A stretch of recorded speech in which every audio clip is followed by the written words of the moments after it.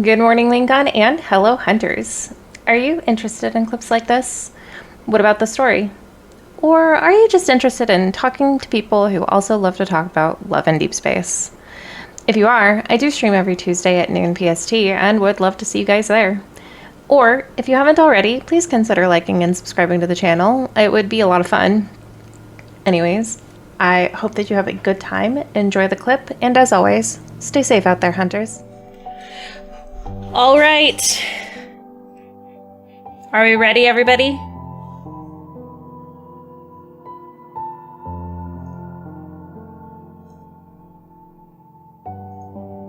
Oops. This way. Everybody need to get up and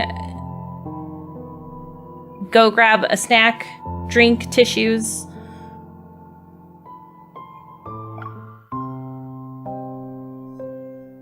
What's the gift we get?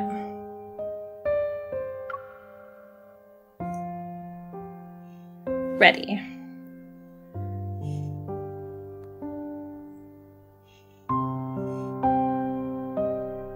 Really thought they would at least give him legs and have him change through his different skills. That would be kind of neat. Yes.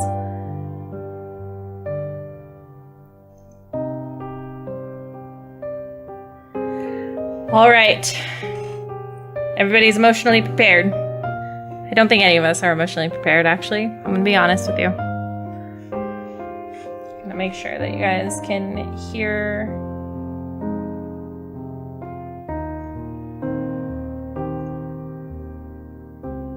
That. All right. Chapter 1. I hear this one's really long. I'm so excited. My heart's like beating.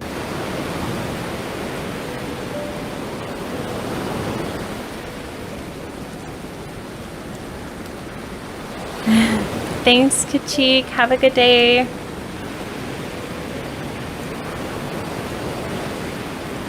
The Block Sea is about to devour the world. Humanity's last ark, the city of Romirro, is perched on a solitary island. Solitary. There shall be a lunar eclipse, and at the end of the third night, Romirro will be annihilated as it sinks below the ocean's waves.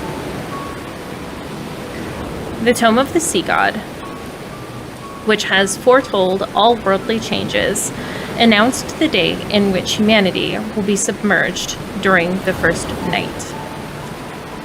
The Sea God has abandoned us!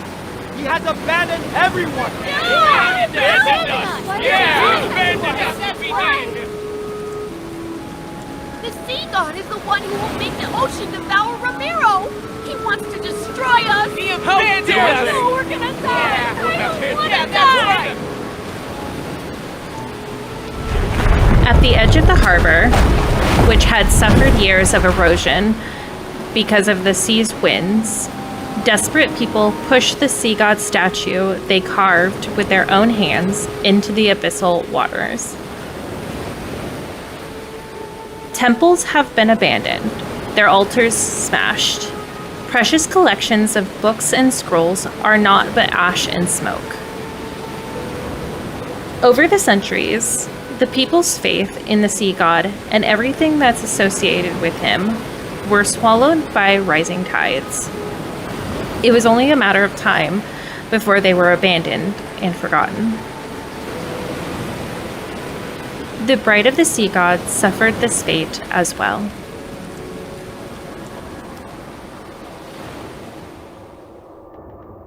The second night is already here.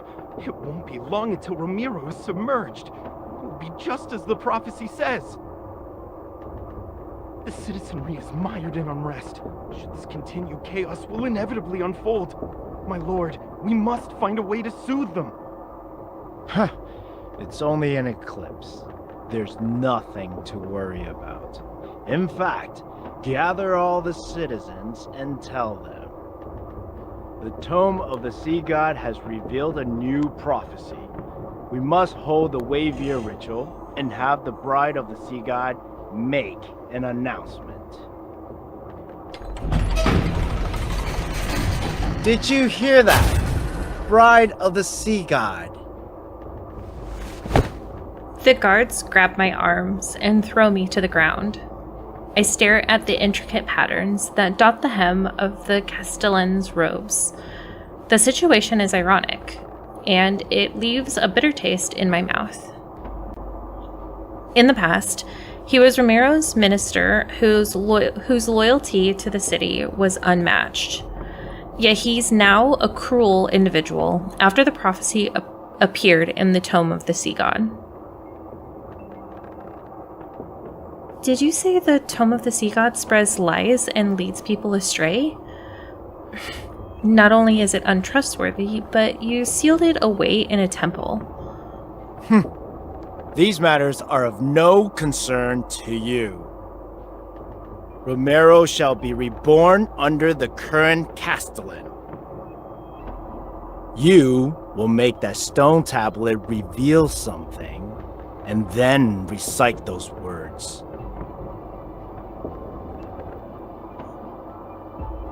Everything is at stake here.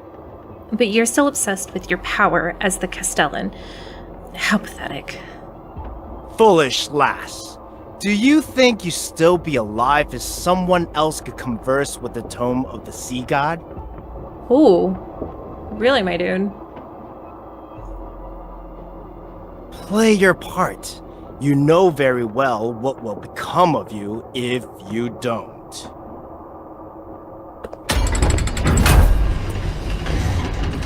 After hearing the heavy...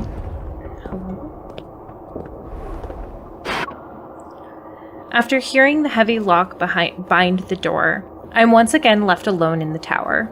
Suddenly, a gentle breeze sweeps in. The blood on my face is wiped away.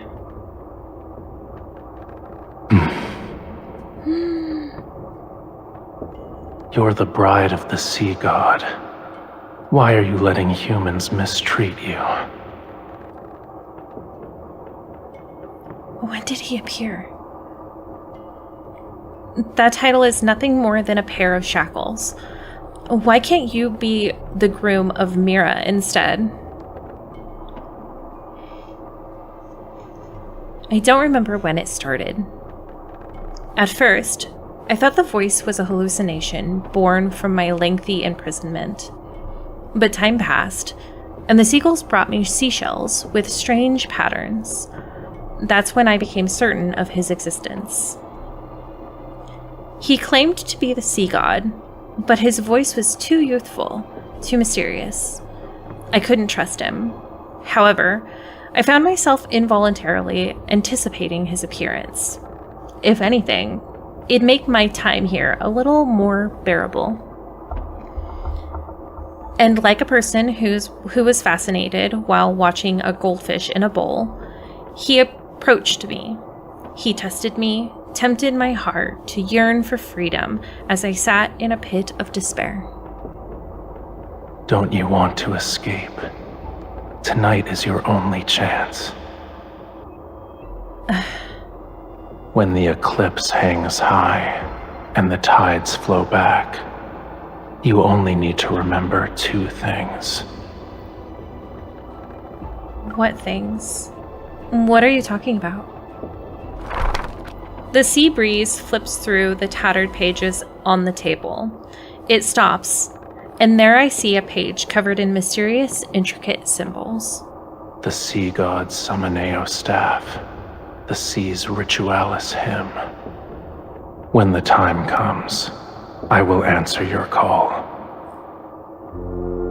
The last traces of his voice are buried with the horn. I look outside to see an anxious crowd gathering under the diplomated tower. Dilapidated, that's what that word is. What do you mean? What do you want me to do? Are you still there? Silence falls over the tower. I squeeze my eyes shut and force myself to stay calm. His proposal is too sudden. It could be a trap as well. I'd be foolish not to question it. Even if it is a trap, does it matter? Is there anything more hopeless than being imprisoned here forever? I might as well take this gamble. That's what I say anytime I pull. Rejoice, everyone! Atop the tower, Hawkener raises the orb to symbolize Romirro. His gaze sweeps over the ports to towering embankments and the ships with their black sails. Do not fear this lunar eclipse. It heralds a new hope, a new future for Romirro. We will not crumble under the waves. We've cast aside the sea god and left behind our hollow faith. Now, our centuries of sacrifice have changed the ancient prophecy. I'm gonna be honest, I can't take this guy seriously with his voice. You will see the truth with your own eyes. The sea of people are like ants. They're restless. A guard shoves me down, and I stumble to the edge of the tower.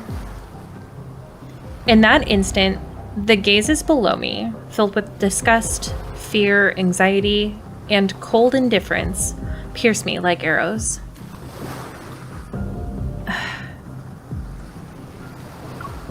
My lord, the power within the Tome of the Sea God has faded. I need to use the Sea God's Summoneo staff to make the prophecy's words manifest again. The Wavier ritual doesn't require a sacred staff. Do not lie to me. Tonight is the lunar eclipse. Without the Summoneo staff to protect us, should any signs resemble calamity appear.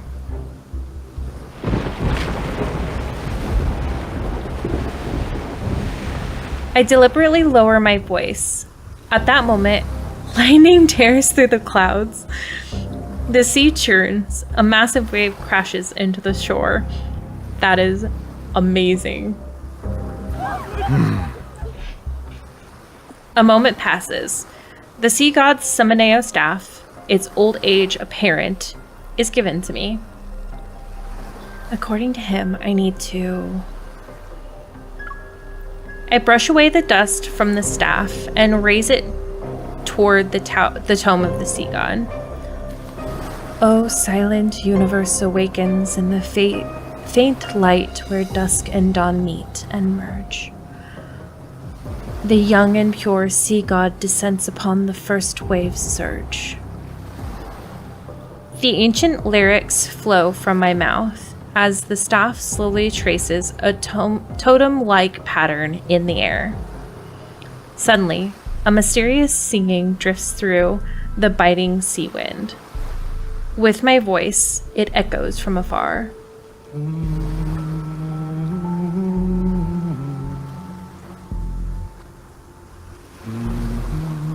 He's here. Good. He didn't lie to me. A slight feeling of relief washes over me as I face the wind and sing even louder. He who commands the cycle of the sun, the moon, and the tides.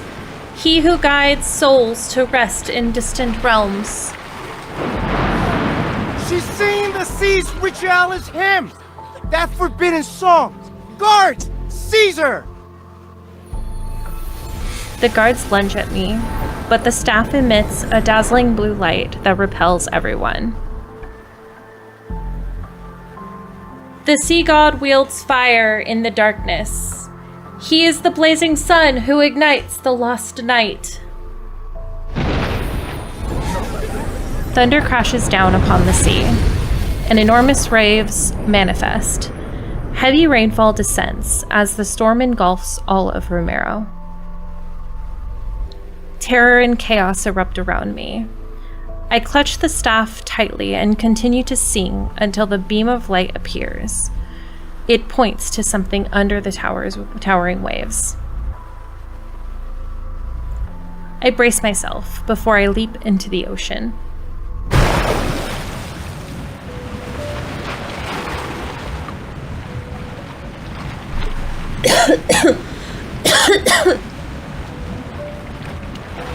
He said he would greet me but this is a little too violent for my liking. Black seawater twists into a massive vortex and carries me away. Disoriented, I stop swimming and let my body sink deeper into the ocean's depths. I lose track of time before a magnificent yet ruined structure gradually appears. You're here at last. A voice as cold as frigid seawater drifts towards me. Ghostly lights sweep across the crumbling ruins. Like moonlight, it reflects in my eyes. Before me is a slowly swaying fishtail. It's so magnificent that everything I have ever considered beautiful in my life suddenly feels plain and unremarkable. A human body with a fish of a tail, or a tail of a fish, and the power to control an ocean. Are you the sea god? My identity is of little importance. Several heavy chains are wrapped around his body. Powerful ruins, barely visible, keep him immobilized. I've saved your life. Now then, release the seals that bind me. Why would the sea god be imprisoned in a place like this?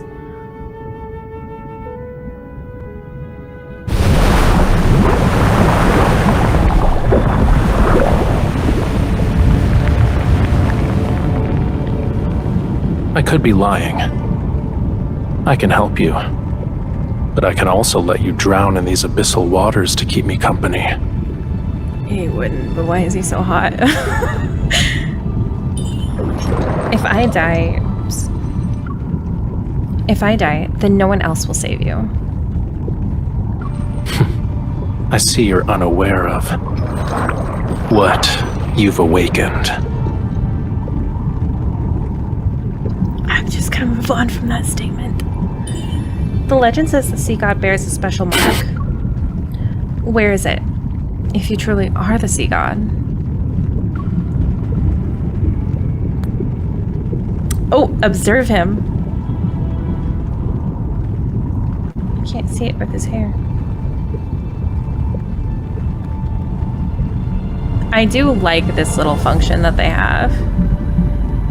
The seal on your body is incredibly powerful. Breaking them won't be easy. Your power alone is no match for these. Its scale is as cold as the lonely moon. At dawn, it shall pierce your heart. The sea's ritualis hymn you sang, that is the answer. Majestic as fuck. Honestly, I'm here for... I mean, I knew that Mermaid Rafayel existed, but he's so gorgeous, honestly. Aren't you afraid? Aren't you afraid I'll take your scale and disappear without a trace? You shall find no hiding place wherever the sea flows.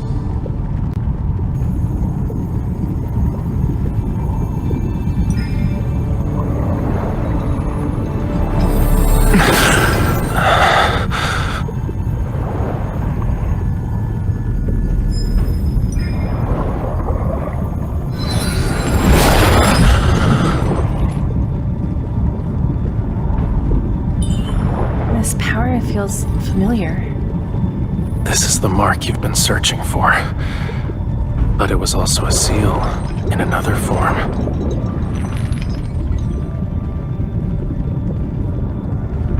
Random question. What's your favorite Rafayel solar pair? Oh my gosh. Are we talking about battle or the looks? Because they're two very different things.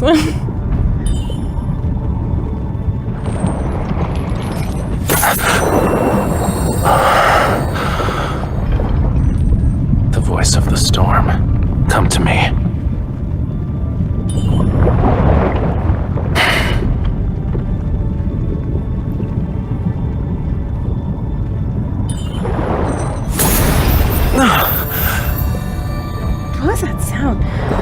Abyss Walker. Well, I mean, I really like Mermaid Raph too, but there's something about the hood and mask that Abyss Walker has that just... Also in his myth, when he does that little... When he enters the room and he does a little flip thing with his... with his dagger, and then says, "Come here," and then, like, proceeds to light the candelabra. Like, man's had my heart from the beginning on that one.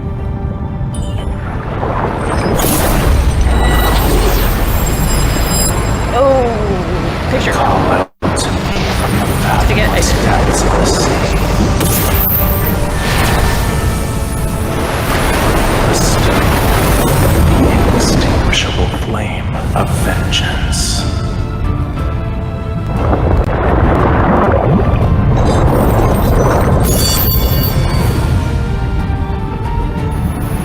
The sea god's revival has been completed. Oh, he's so gorgeous, You've rewritten though. the fate of these waters. Starting from this moment, you are bound to me. You cannot turn back. Abyss Walker battle is pretty good, though, too. I will say that.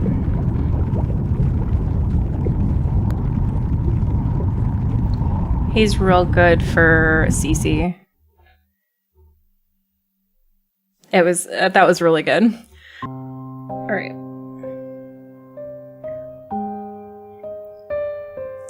They've done really great with the cinematics recently. And I think Raphael's is a really good turning point on what they can accomplish from here on out as far as cinematics, because I think any of them that they showed have been so amazing. But that one in particular is very majestic and very, like, I don't know how to describe it. It's so, like, mystical, but he feels so powerful when they're showing him and, like, turning around and stuff. He just feels very powerful. What it is he feels like a sea god.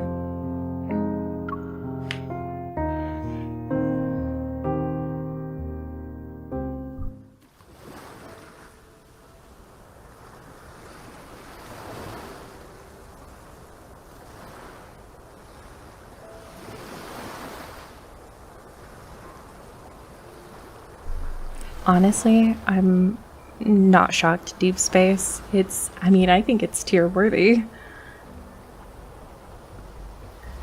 The storm's roar filters through the seawater and resonates as whales' distant songs. My body feels impossibly heavy, yet scenes from my dream gradually come into focus. The tome of the sea god cannot be wrong. She is the sea god's bride and our only hope. We need her if Romirro is to survive. She will be Romirro's future castellan, protect the land in the sea god's stead, and change the prophecy.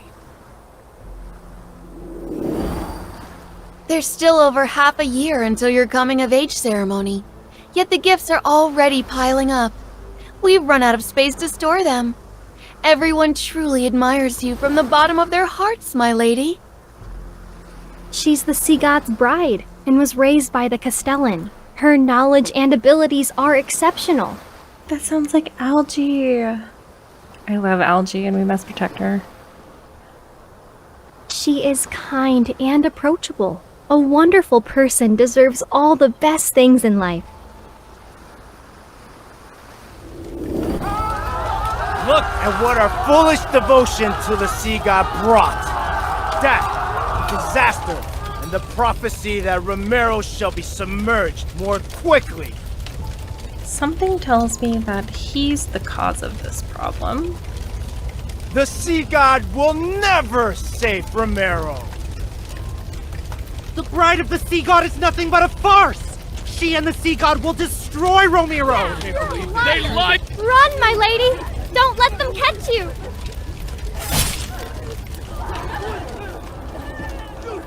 Can you hear them? Everyone is asking for you to die. And yet, you're the only one who can communicate with the Tome of the Sea God. I won't let you suffer a miserable death. Oh, how gracious of you, jackass. I'll spare you so long as you obey. Oh my gosh, that's How gross. does that sound? No, oh god, no, ugh, gross.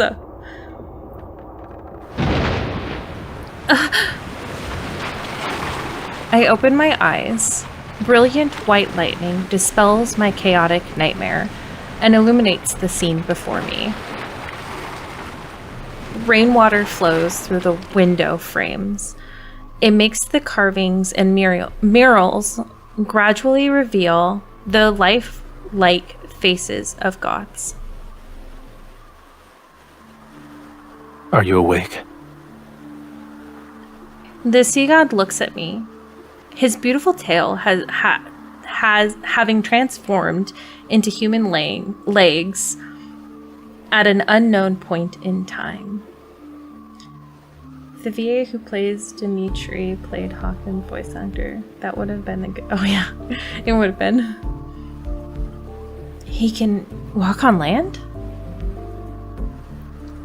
I have prepared a gift for you. Oh, what was that side eye? It was kind of cute though. I love his little side eye. Sorry, you guys are gonna watch me take photos. He lifts me up and directs my gaze to the steps below. Hearken, his most trusted minister, the tower's guard captain. Those who had bullied and abused me are now on the ground. Bound, they crawl and struggle, their eyes filled with fear and despair. Their lives are in your hands. Would you like to deal with them one by one?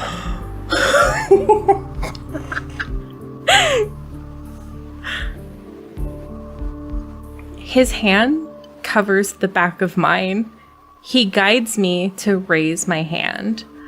A lightning gathers in my palm. Debris scatters, and the castellan's crown clatters to the ground. The puddles on the floor bloom crimson. Oh my god, this got dark. I'm here for it. His side eyes are Loki. They're one of my favorite things about him. Raphael's eyes are my favorite though. Or would you rather finish them all at once? His palm is quickly held, or my palm is quickly held again. Out of nowhere, raging waves rise in the center of the temple and engulf everyone. Watching them struggle as they suffocate, I feel a sense of satisfaction. However, an indescribable emotion wells up.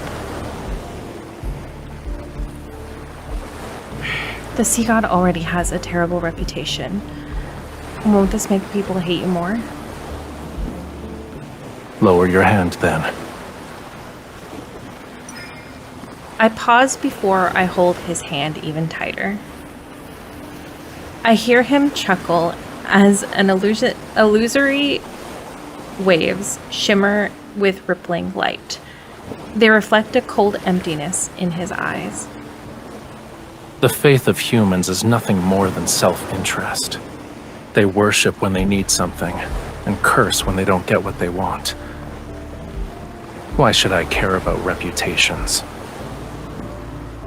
As if he had his fill of watching their death throes, he releases my hand. The water vanishes. They claimed I've abandoned this Hi, world. Oakley, I'm doing good. Very How are well. you? I'll let them be a witness to true annihilation. This is only the beginning. Don't you dare become merciful too swiftly. You're overthinking it. I would never. The dying castellan struggles to prop himself up. His gaze burns with the fury that could shoot flames. Are you saying if looks could kill, you'd be dead on the spot? You, if it weren't for me, you would have been executed. How dare you repay my kindness with I guess I decided it was time for him to shut up. So the lamb penned for slaughter is obligated to thank the butcher? You're insane. I pick up a sword from the ground and hurl it at him. The blade stabs his shoulder blade. Ah! Don't forget, your life is still in my hands. If I die, you will be cursed to perish in agony. Says who? Then we'll die together. Does it look like I'm scared? A swift death is better than living as a caged bird forever. A curse. The sea god lifts my chin and strokes my cheek. Tentacle-like bluish-green ruins slowly appear. You're referring to these crude patterns? He curls his fingertips. His movements are gentle, yet the ruins are being torn away from my cheeks. It hurts. Stay still. Okay. Indeed, it's an ancient curse, but it's far too weak to control my bride. Hell yeah, because I'm strong as fuck. Close your eyes. Yes, sir. I hear an eerie sound as something is destroyed with the pain. What a terrible attempt of a trick.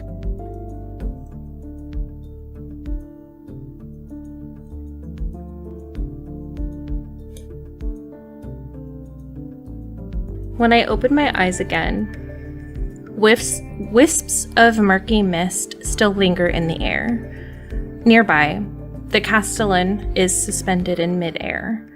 A water tendril tightens around his throat. Okay. These magics can't be wielded by humans. Tell me where you found it. All jokes aside, man is savage coded. What's right? Do Seriously, you he's the most dangerous to type judge of guy. me? He does look like Jinji. I won't tell you anything. You don't need to worry about asking again either. Ooh! Aren't you a god? Why are you destroying everything? The Muria, Whalefall City. Now you want to destroy this island! Wait, is this happening after God of Tides then? I really thought this was before.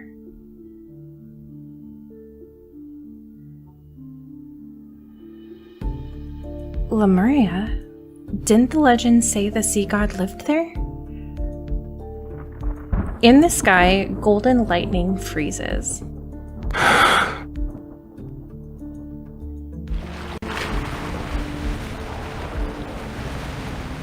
Dark-colored waves surge. Oops. When the water recedes, the castellan and the others have vanished without a trace. Where have you taken them? They're in a more appropriate place. Why didn't you just kill Harkin? A blood-stained crown flies into You were his imprisoned hand. in his cage. It immediately crumbles to dust. How many years?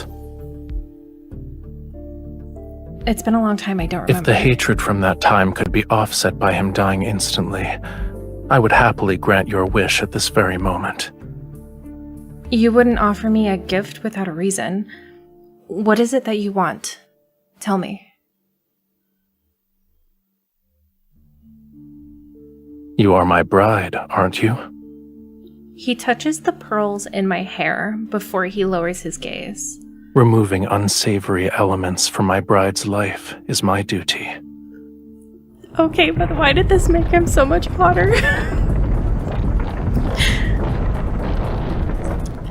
As I debate whether I should confront him or try to extract information more subtly, A thunderous crash resounds outside the window. The storm has destroyed a distant embankment.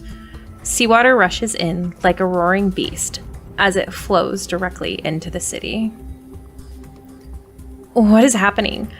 This is only the second night. Romirro shouldn't be sinking now.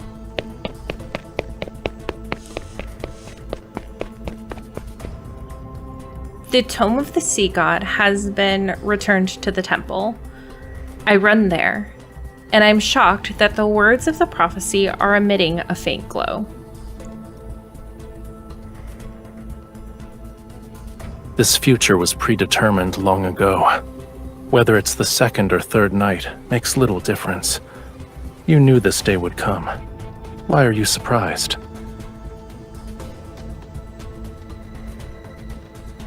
Ooh.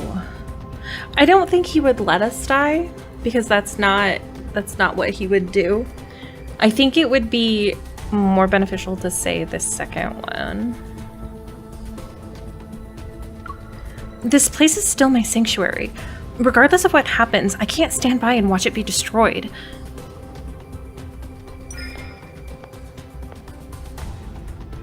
Legend says the sea god is all-powerful. He can overturn oceans. The fate of this world is Hang on. He can overturn oceans and move mountains. So you have to save Romirro, yes? predetermined, and legends are just legends. In any case, it hasn't been long since I was awakened.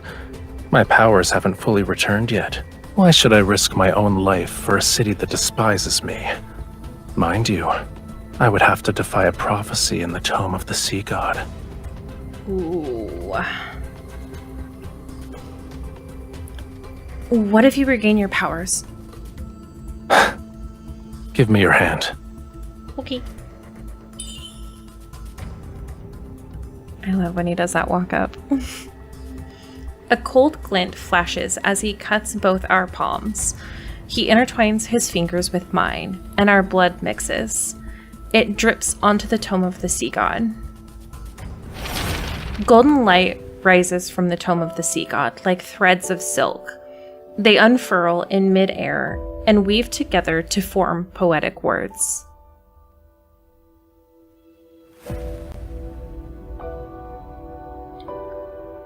Lemurians who seeketh absolute power, combat the treacherous tides, dive into the deeps, deep for pearls, find a true love.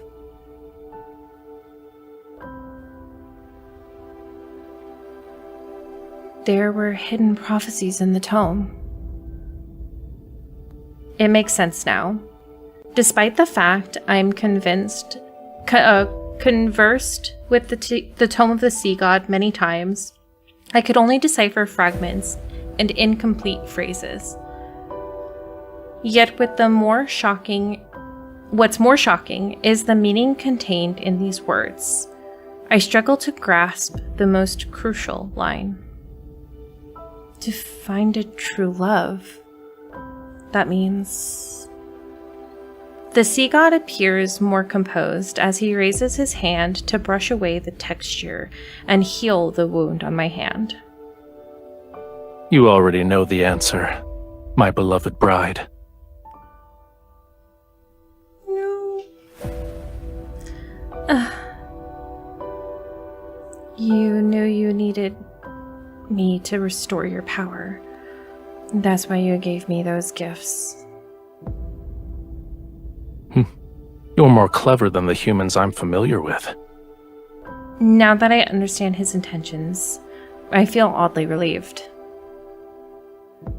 According to the tome, you'll regain your power and stop the sea from swallowing Romirro if we fall in love. As things stand, this is your only option. But falling in love doesn't happen instantly. All the while, the threat of this land sinking below the waves looms over us. Duh, we don't accept anything. Mustering up some courage, I wrap my arms around his neck and kiss him without any hesitation. A god's lips are warm, Before he can recover from his surprise, I quickly pull away. Well, has your power been restored? Even just partly? He grabs my arm, pulls me close. And bends down to return my kiss. The intensity is so overwhelming that I wince and draw in a sharp breath. A simple kiss is far from what anyone would call love. It's still better than sitting here and waiting for death. As long as I'm here, death wouldn't dare to visit you. Do you remember how you awakened me? The Sumaneo staff in the sea's ritualis hymn. He places the staff in my hands. I'm not sure when or how he got it. This can temporarily awaken some of my powers, but we need one more thing to stop the storm. He turns over my hand and he traces letters on my palm. I can't help but open my mouth. Rafayel?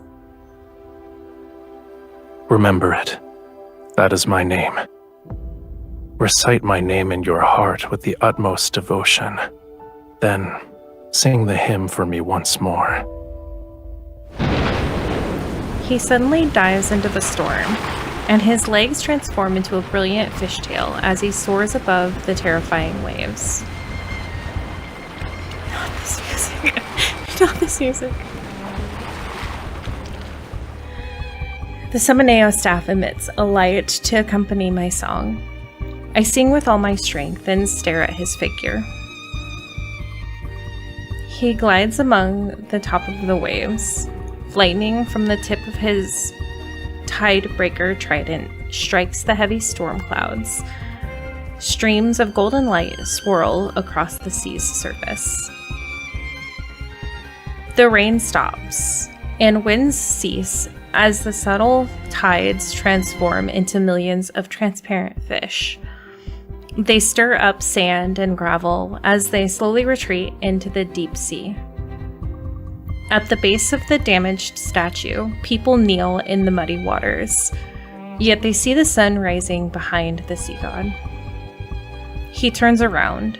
His gaze passes through the lingering mist and lands on me.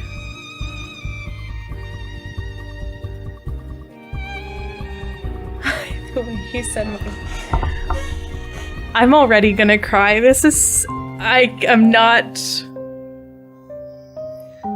I'm not ready for this, you guys. I'm already gonna cry. I was gonna ask, does this take place in between God of Tides and Abyss Walker, or am I confused? No, I think that's what it is. I thought it took place before all of that, but it sounds like it does not. Okay, we ready for the next one?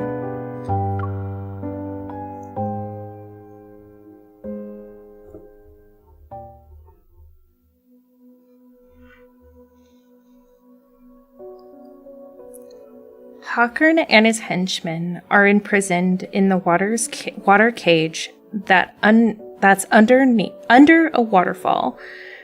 They receive my thorough care. I know that Rafayel didn't spare Hawkern just to let me have my revenge. For him, Hawkern might have some value. I tried to ask him about it, but Rafayel wouldn't give me an answer. As the heir to the previous Castellan, I become the new ruler of Romirro. Unexpectedly, some rumors begin to spread throughout the city. The sea god's bride awakened him. Now he carries out her orders without question.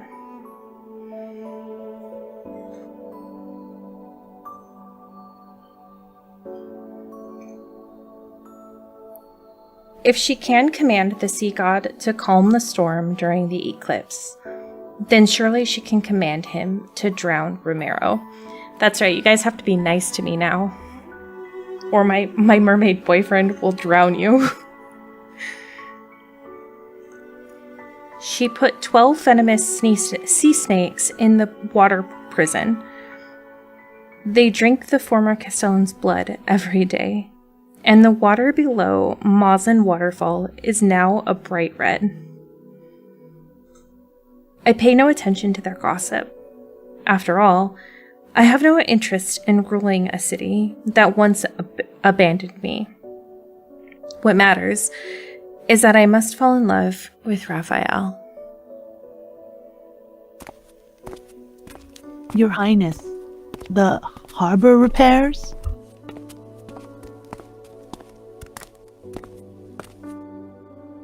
Deal with it yourself. Your Highness, the city plans to erect several new statues of the sea god. You don't need to ask me for permission. After shutting out those annoying voices, I searched the temple for any sign of Rafayel. This place has become the sea god's residence. To fall in love with him sooner, I spent most of my time here. The problem is, he's always somewhere else. How am I supposed to fall in love with him? Easy, just look into his eyes. What is this? You forgot about the scale already? The scale I held in my hand had transformed into a blue seashell. It now hangs from a delicate silver-white chain. I'm dead. I'm actually going to die of sadness, you guys. Is this a token of affection? At the very least, it's not a token of hatred. And there's the backhandedness. The necklace is put around my neck, and the seashell is like a crystalline mark over my heart. Keep it safe. It's a piece of my heart.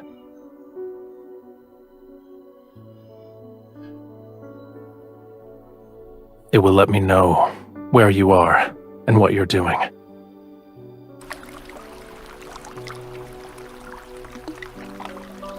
He can track my every move, but I have no idea what he's up to.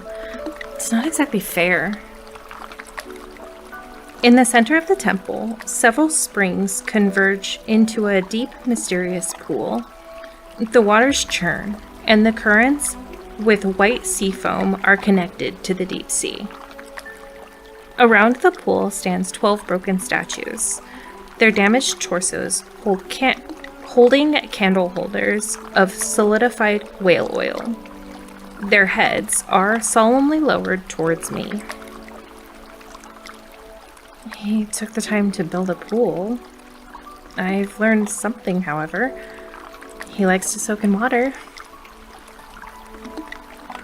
Bored, I pick up a few silver leaves from the nearby box and skip them.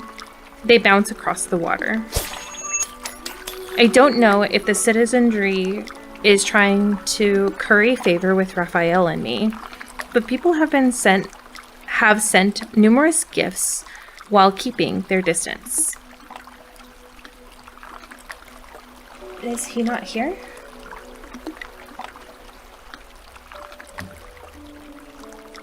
There is no response under the water. I'm about to give up when I catch a glimpse of an unusual light flashing below the surface. Curiosity compels me to dive into the water and get a closer look, but someone suddenly grabs my wrist. It's impolite to enter my bedchamber without greeting me first. I didn't even see you. Where were you? Rafayel floats to the surface, his long hair spreading out along the water's surface. I can barely see his tail. It's like a streak of cold, yet beautiful, multicolored sunlight you'd see during a sunrise or a sunset. I supervised the renovation of this temple when I was 15. If anything, this place should be mine. You are correct. I shouldn't have stopped you. He tries to drag me into the water, and the churning currents instantly transform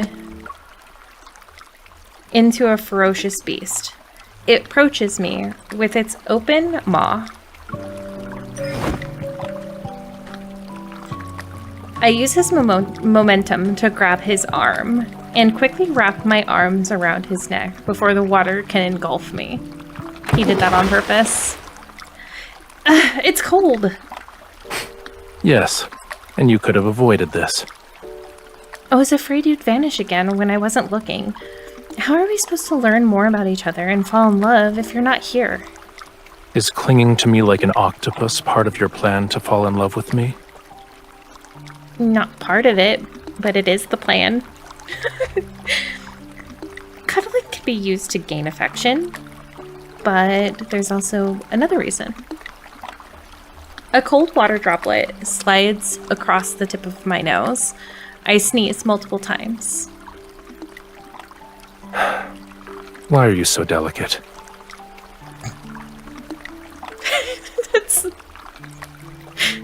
Thanks, Rafayel. The water in your bedchamber is too cold. Why is it freezing? Is there a problem? Only humans have a habit of parboiling themselves. It's called taking a hot bath. Achoo!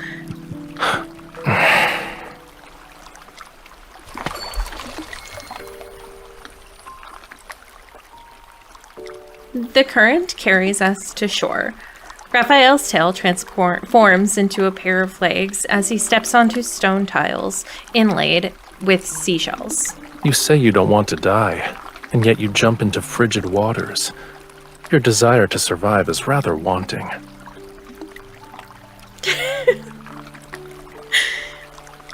You say you need to fall in love with me, and yet you're nowhere to be found. Do you actually want to get your powers back? I never believed an intangible emotion such as love could serve a purpose. He sets me down as a ball of flame rises from his palm. I flinch and pull away, but he places it into my hand. That's a reminder that Rafayel and I can't mix. I get cold very easily and cannot stand it. It's not burning me, and it's warm? Are you no longer afraid? He creates several more spheres of fire and uses them to dry my hair and clothes until they're comfortably warm. I'm only following the Tome's revelations because I don't have an alternative. I won't fall in love with you. It doesn't matter how close you get. I'm pretty sure that was Lemurian for it's not like I like you or anything, Baka.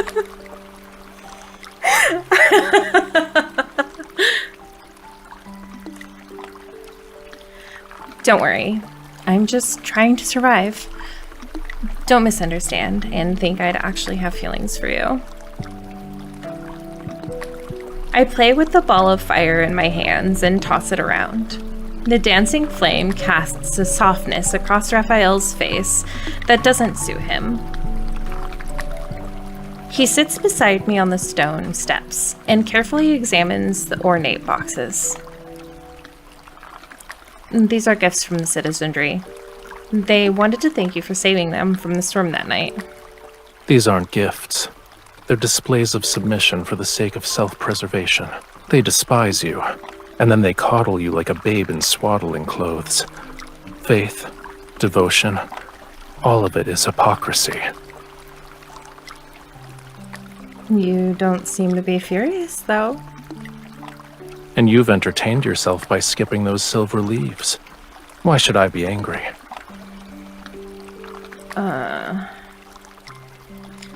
They belong to you.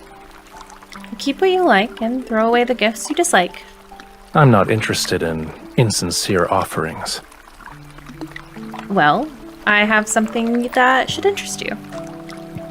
I walked to the tome and retrieved the Summoneo staff that was hiding behind it. It used to be yours, yes? Now it's yours again.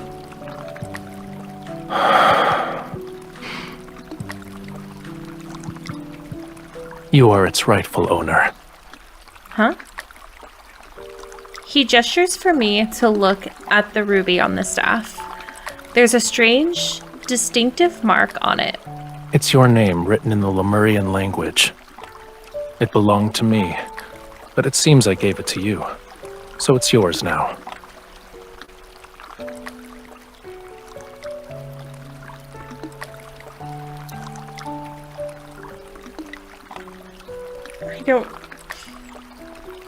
I have to go with the second one, because I think the first one, I don't remember that, is gonna just make everything so sad.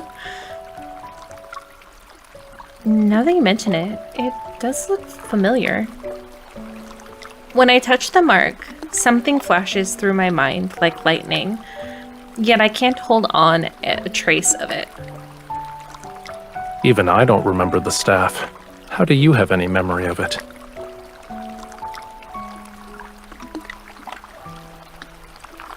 It felt slightly familiar when I obtained it. Could it be that you also forgot everything? Because you slept for thousands or tens of thousands of years? Not quite, but okay. What the sea god considers a deep slumber can be called death in the eyes of humans. The staff feels heavy. I place it next to the tome of the sea god. Why would you give me such a precious staff?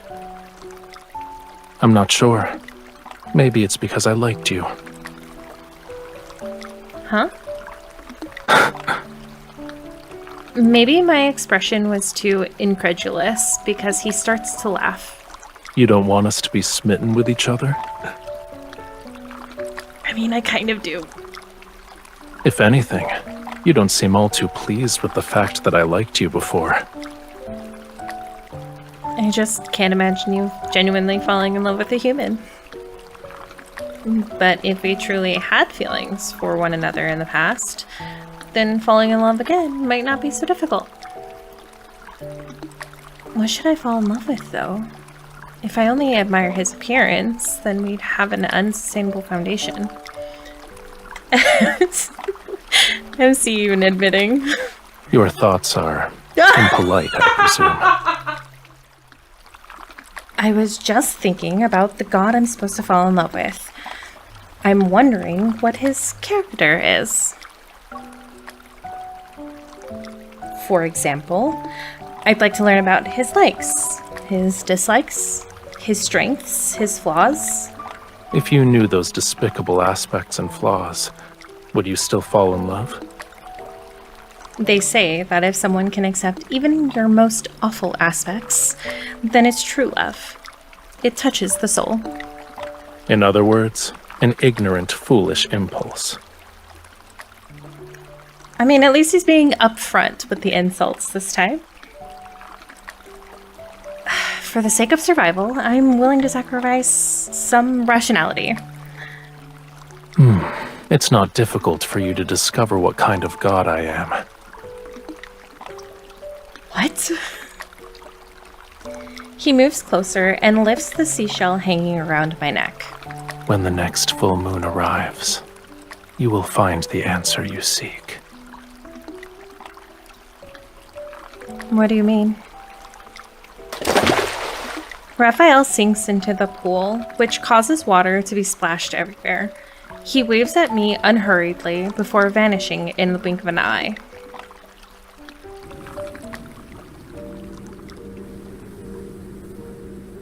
Full moon night. 3 days later.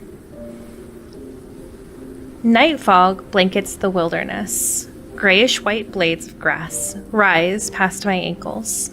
Short trees are scattered about, and their gnarled branches stretch in my direction. The necklace's seashell emits a soft glow.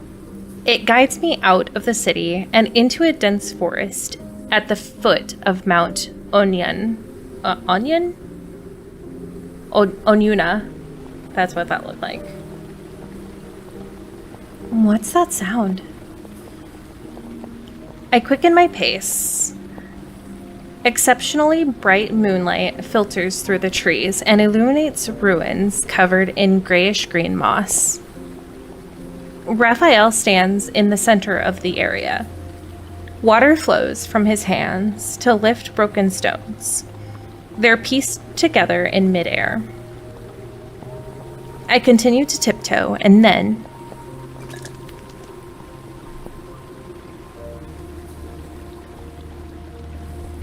Ha! I heard you breathing earlier. Who do you think you're trying to scare, mortal? You brought me here in the middle of the night just so I could watch you build a house? I recognize these as the oldest ruins on the island, but no one knows their origins.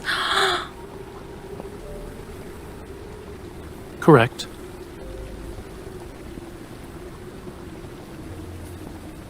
Come closer. You're in the way. Still uncertain, I move to the side. More stone bricks float upward and assemble themselves into a wall covered with fragmented inscriptions. His blood surged to form the oceans. His scales transformed into the stars above.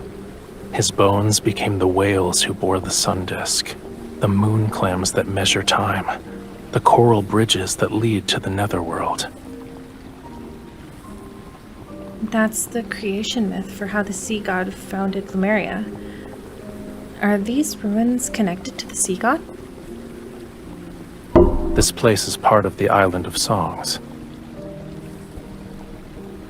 I furrow my brow. How strange. The name sounds familiar, but I can't remember anything about it. As I'm deep in thought, more stone rises with the flowing water. They connect the broken walls and ruins to gradually form a shrine. The full moon hangs above like a bright pearl set in the center of an accessory. It illuminates fragments of the temple's former glory.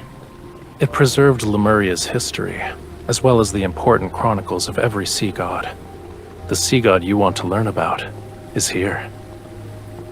These are the stories about the sea god, but there's no stories of Rafayel. There's no difference. One day, I will become another sea god who's depicted here. The name Rafayel shall be forgotten. He tilts his head back as if he's using somewhat real yet illusory fragments to search for pieces of his memory. That doesn't sound like a good thing. Yet you want me to get my powers back, so I can ascend and become a true sea god. You're not wrong. The flowing water gradually disperses, and the shrine crumbles apart once more. It has returned to being ruins. What about you? After you gain your powers, what do you want to do? I'll start with finding the person who sealed me away at the bottom of the sea. Do you remember who it was? I will eventually. Empathic, I nod. I know what it feels like to lose your freedom. You were sealed away for a long time. You must really hate that person. They aren't even worthy of my rancor. Huh? However, I won't let them go unpunished. He glances at the moon before walking into the dense forest. I hurriedly catch up to him. There's one thing I still don't understand. You forgot who sealed you away. How do you know that I can break your seal? You are the sea god's bride. You're the only one I would choose. And you were the only person I could sense when I was sealed away. As he says that, a cryptic smile suddenly appears on his face. It was ironic. I first heard your voice as you slandered me. You said the tome was worthless since it couldn't find the sea god. However, it somehow revealed the location of his bride, so you were captured and forced to suffer. You said I abandoned my bride, played with whatever caught my fancy, and questioned how I could be the sea god. You claimed I was worse than a sea cucumber. In tomorrow's Catch-22, the VA did an insane job. As ruling sea god, he's also doing as well. I 100% agree, actually. Also,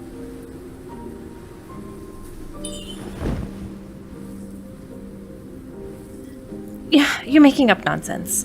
I have never insulted you. I argue while frantically trying to think. However, I have insulted him a few times.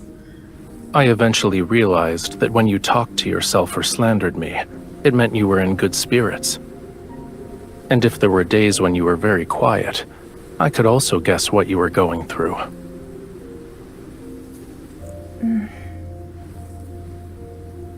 You really like watching people in secret, don't you?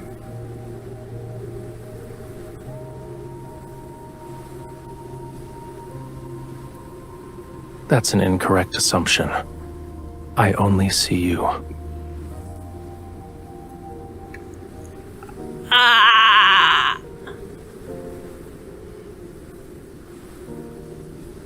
They did such an awesome job on his hair.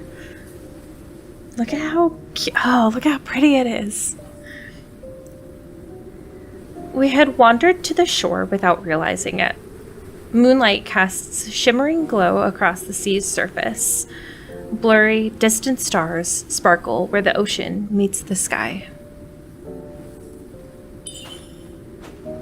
What is it? VAs go hard. Raphael's voice is very distinct in C22. The English VAs do not skimp. It's to stop you from jumping into the water and vanishing again. Holding my hand won't be enough. If you keep disappearing, it'll be hard for me to fall in love with you. You should at least tell me what you're doing and where you're going. Would you like to accompany me this time? Huh? He raises his hand, and the moonlight condenses into a strand of silver thread at his fingertips. Then, it descends into the sea's surface. Every stream immediately comes visible in the water's reflection. They follow the moonlight, coil around his cupped hands, and dance. The perfect opportunity is right in front of you. He releases the strands of moonlight and makes a gesture with his hands that resembles a flying bird. He whistles, and the sound lingers. Then, an enormous white skeleton rises from the sea.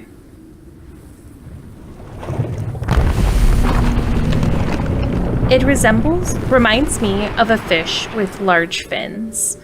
The creature swiftly cuts through the sea mist and appears before me. Are you scared? Don't underestimate me. But as soon as I step forward, I find myself at a loss. I'm unsure of how to approach the skeleton creature.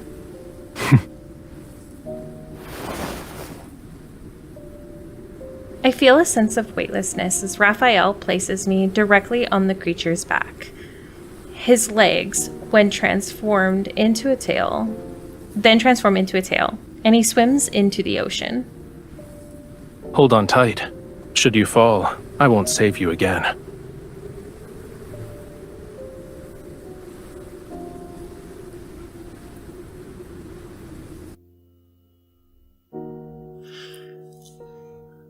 I'm so...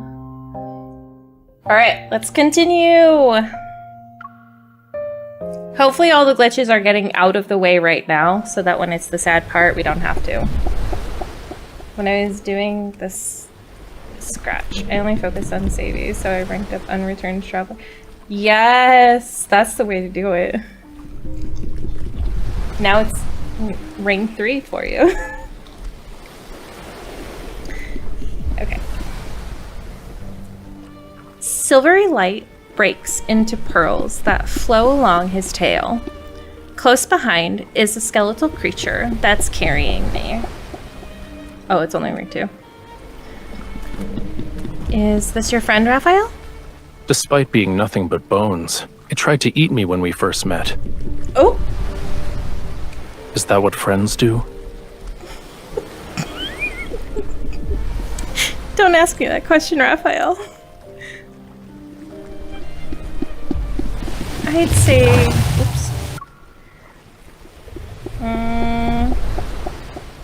I'd say it's more of a hungry friend. Ah!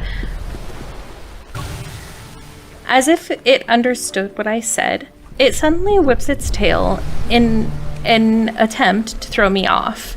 I quickly grab onto it. What was once its dorsal fin. The Fantasia shark is very temperamental. I advise you not to provoke it. If you throw caution to the wind, it'll reduce you to a pile of bones with just a few bites. Its species died along with Lemuria. I have no idea where this one came from. Could it actually be your friend? From before you went to sleep, I mean. The Fantasia shark raises its head and makes an almost inaudible sound. Then, it quickly swims closer to Rafayel. Maybe. I caught glimpses of its shadow in Whalefall City.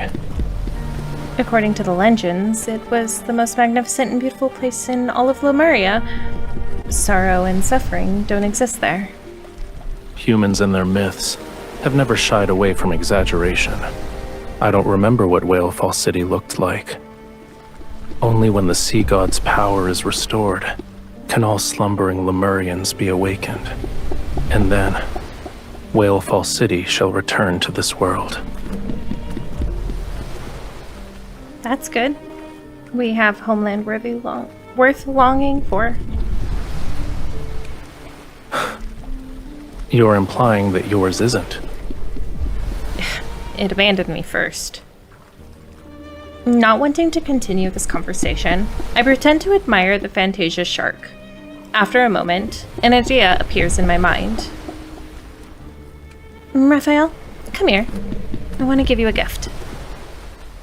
But just so you're aware, I haven't done this in a long time. It might not work. I should keep my expectations low then? Sure, yeah.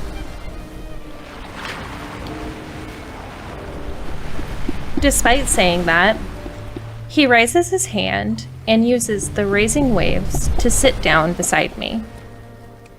I take a deep breath, concentrate on the palm of my hand, and then gently place it on the Fantasia shark's head.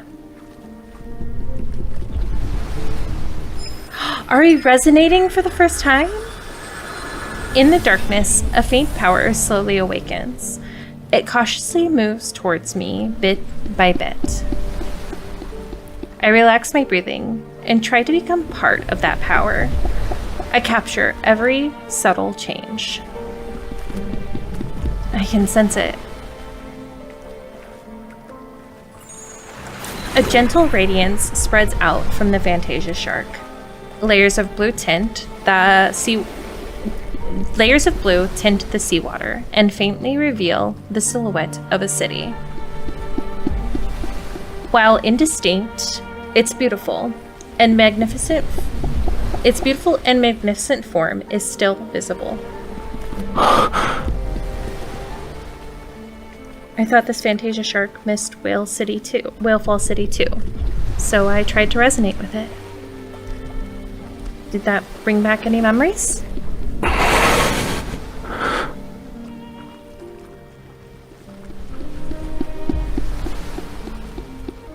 Rafayel doesn't say a word until the water turns black once more. I'm forced to break this strange silence. I didn't expect it to work. I haven't resonated in a long time, and I only use it to help others find lost crabs and turtles. Thank you. What? You helped me see Whalefall City. I'm expressing my gratitude. You're welcome? The moon has disappeared in the sea fog as the sea fog descends with the heavy clouds. They engulf our surroundings. As the fog grows thicker, my doubts continue to take root in the depths of my heart. You still haven't told me where we're going, Rafayel. We'll arrive at our destination once the fog clears. But just as I'm about to press for more details, I suddenly feel like my mind is being enshrouded by fog. My consciousness becomes heavy. Something's wrong with this fog. The fog is as it should be. All you need to do is close your eyes and get some rest while you can. I'm sorry? Why did I fall asleep? Did you get enough rest? What is it with the guys and putting us to sleep? Zane did it in Master of Fate too? And only sadness came out of waking up. How long was I asleep? Wait, where am I? The surrounding seawater surges violently. It rushes with the force of 1,000 avalanches towards a massive oceanic abyss. It's like a crack between heaven and earth. It seems as if the entire ocean is about to collapse. This thunderous roar is so deafening that it makes my ears hurt, and a sense of foreboding washes over me. Rafayel, please don't tell me we're going in there. I thought you were eager to help me get my powers back. This is what the Tome of the Sea God means by combat the treacherous tides. Now I understand what he meant when he said opportunity. Is it too late for me to change my mind? What do you think? I sigh. I resign myself to my fate as I hold him tightly, close my eyes, and allow him to take me into the bottomless oceanic abyss.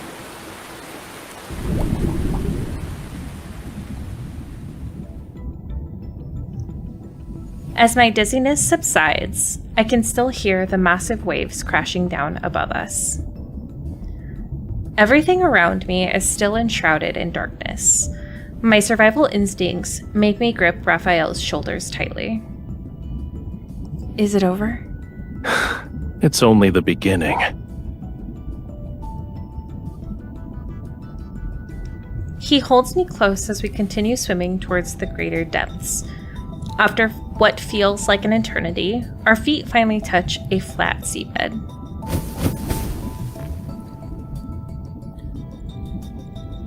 This place is gorgeous. Dark blue flames ignite one after another in the distance. They move in our direction and reveal an ancient, magnificent plaza. In the center stands a stone gate with multiple heavy chains. Each one extends to a tall stone statue that anchors it in place. The Lemurians have a lot of ruins. This is the Sea God's tomb. Ooh. Each stone statue below represents a sea god who has perished. I hope you didn't bring me here just so we could be buried together. Don't worry. That day is still tens of thousands of years away.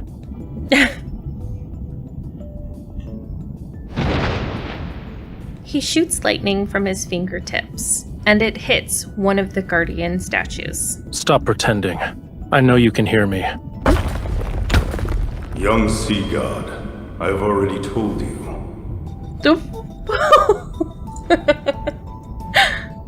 The bond's mark that is etched into your soul is never complete. You cannot enter the Sea God's tomb, let alone reforge the Tidebreaker Trident. I've already brought the owner of that mark. Even when I'm pushed forward, I'm still trying to figure out what this bond mark is. If we're together, wouldn't that make it complete? You are correct. The statue slowly turns towards me. To awaken the Sea God, you must traverse the 33 levels of the Sea God's tomb to reach its depths, and to offer the Tidebreaker Trident on the altar.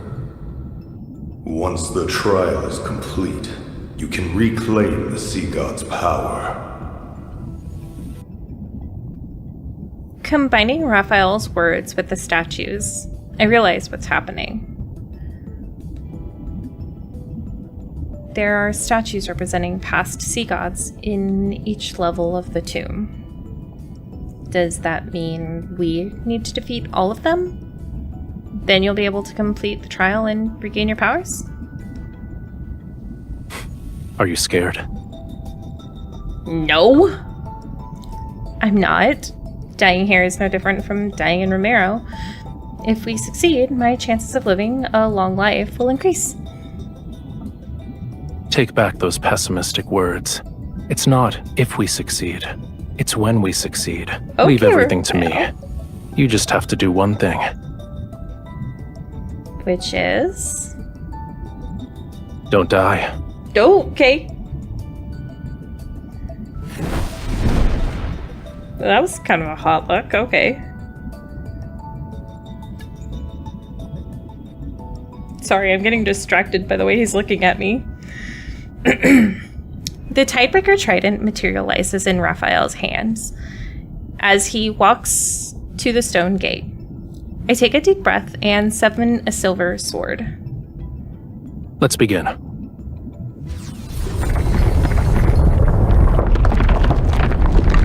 The stone statues slowly pull away the heavy chains.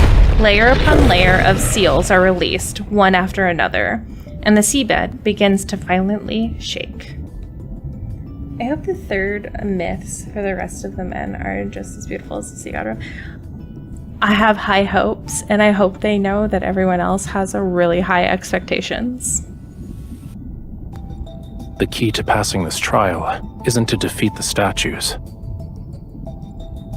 He suddenly pulls me close, lowers his voice, and enigmatic mirth flickers in the depths of his gaze. It's related to reaching the altar. As soon as a gap appears in the stone gate, Rafayel swings his trident and creates a maelstrom. It sweeps us up and propels us through the entrance. Lightning flashes and sparks fly as he shoots into the first level like an arrow released from a bow. Meanwhile, a sea god statue is slowly emerging from an enormous stone niche. Young Sea God. Lightning strikes and catches the statue off guard. It's knocked back into the stone niche. Rafayel doesn't linger. He rides the current into the second level and unleashes another lightning bolt without any hesitation. He didn't need us. I don't know why he brought us. Oh wait, he needed us. Chaos surrounds us as an unprecedented scorching heat radiates from Rafayel's body. Yet his gaze remains exceptionally sharp and composed. The stone statues are either knocked back before they can fully emerge, or slow in their hopeless pursuit of us. Duck! I swing my sword to cut down several coral arrows flying towards us, only to feel the arm around me tighten. Like a blazing flame, Rafayel turns the entire sea god's tomb upside down. He reaches the altar in just a few breaths. Done. With lightning speed, he unleashes the Tidebreaker Trident, and a radiant brilliance akin to daylight fills the sea god's tomb. What is the meaning of this? Why is the latest incarnation of the sea god so disrespectful? Well done. A young god should have a young god's vitality. This won't do. We need to add a new rule. Shortcuts are not allowed. Otherwise, my ancient stones will crumble to pieces. They're just mad. How is it over already? I finally got a chance to stretch my muscles, but I haven't even made my grand entrance yet. The surrounding clamor fades. Hazy threads of light gradually wrap themselves around my and Raphael's hands. Ye who desires to ascend to true godhood, the deep sea shall inscribe your name. I shall cleanse thy body, temper thy weapons, and restore thy lost memories. So he actually did forget. Oh no, this is gonna be so sad. Accompanied by mysterious chanting, a warm power surrounds me. Something reminiscent of flowering sand surges before my eyes as a familiar voice resounds in my ears. In Lemuria, a bond best represents an everlasting vow and oath. I'm so glad I read the God of Tides myth now. When you offer the sincerest form of worship from the depths of your soul, my soul will be branded with your mark. I will be unable to defy you. And once a bond is formed, it shall never disappear. No matter where you are or what form you take, I will always be able to find you and recognize you. It's Raphael's voice. Unconsciously, I reach out my hand and touch a face that is familiar, yet somehow not. His eyes still shine with the beauty of dawn's glow. However, his smile is more carefree and unrestrained and as bright as the clearest seawater.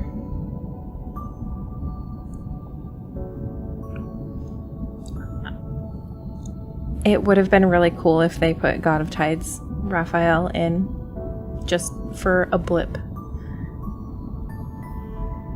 But in the next moment, the warmth in his eyes gradually fades as his body sinks back into the black seawater. Only the mark below his collarbone faintly glows. The Lemurian covenant I promised you. What did you promise? I'm willing to give you my heart. My sincerest form of worship. I'm willing to have your very being etched, engraved onto my soul. In a trance-like state, I hear myself say unfamiliar vows, yet every word seems to come from the depths of my heart. I gave you my heart. He takes my hand and places it against the glowing mark. Everything is clear to me. Before you fell into a deep slumber, we had formed a Lemurian covenant. That's why I'm the bride of the sea god. Those threads of light gradually melt away. The seawater is cold again, and the atmosphere is somewhat awkward. A Lemurian covenant can only be forged when both parties are willing. So, you voluntarily became my bride. It had nothing to do with the Tome of the Sea God. Don't forget to apologize to it after we get back. I realize he's teasing me about the time I called this tome worthless. My ears burn with embarrassment as I clear my throat. You must have recognized our bond a long time ago. You just didn't tell me. It only represents the past, and now it means nothing to us. The tempered Tidebreaker trident returns to his hands. Rafayel turns around, his tail emitting a more vivid and sharp radiance. Within his body, a portion of the sea god's power has awakened.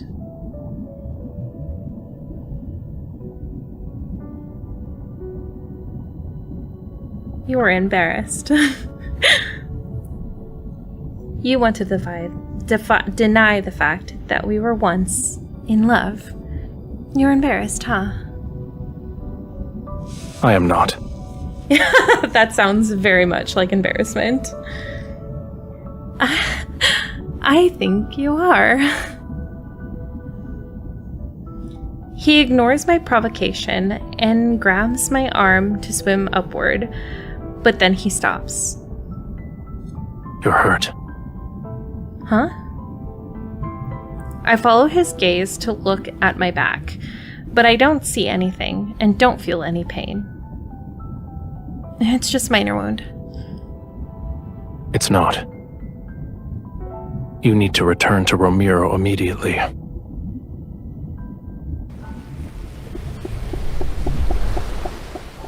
Rafayel brings me back to the surface, and the Fantasia shark carries us to Romirro. Loosen your clothes. Oop. I need to treat your wound immediately. Is it that bad? It doesn't hurt. Rafayel holds my shoulder with one hand and places his other hand on the back of my neck. Warm power emits from his palm. Ah! Ah! It hurts! A pain from deep within my bones erupts and heads straight for my heart.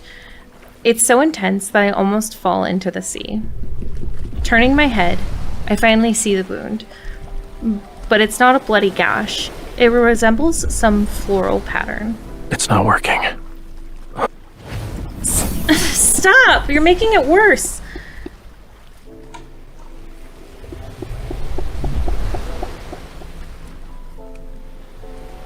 Yet long after Rafayel stops, the pain doesn't subside. I break into a cold sweat, and the drops reach my eyes. They trigger another kind of sharp pain. Hang in there. Once the fog clears, you'll feel better. Rafayel, I need a favor. I groggily lift my eyelids as I rest on his lap. There are rumors. They say the sea god's song can enchant people's hearts and make them lose themselves in illusions. Could you possibly... Don't believe baseless rumors anymore. Can't you try? I'll use our bond and...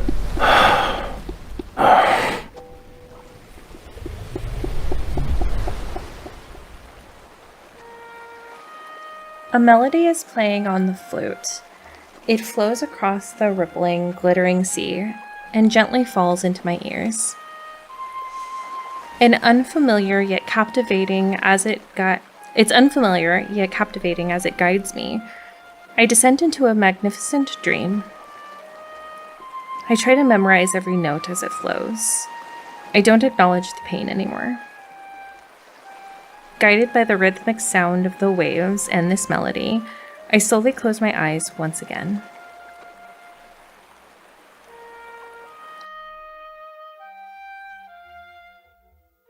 Ah, so good.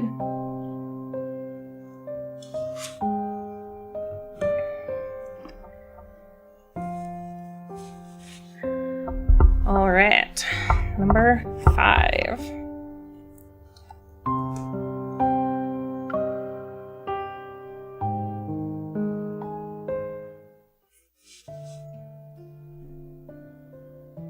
After returning to Romirro, Rafayel immediately confines me to the temple. He requests that I don't go outside until my wound has fully healed. Although I don't understand why he's being so excessively cautious, he stays in Romirro. It's a pleasant surprise. However, the wound on my back often makes me disoriented. Sometimes, I can hear faint crackling sounds deep within my spine. It's as if there's a fish nibbling on coral. Maybe a more apt description would be how it felt similar to seawater washing over new scales. At other times, I'm fully conscious, yet somehow unable to open my eyes. However, there is one thing I remember clearly. Whenever I curl up into a ball because of the searing pain, the sound of a flute drifts into my ears and numbs my suffering. And soon after, I drift back into a soft, peaceful sleep. While we were away from Romirro, something rather significant happened. Hawkern, the former Castellan, had escaped from the water prison.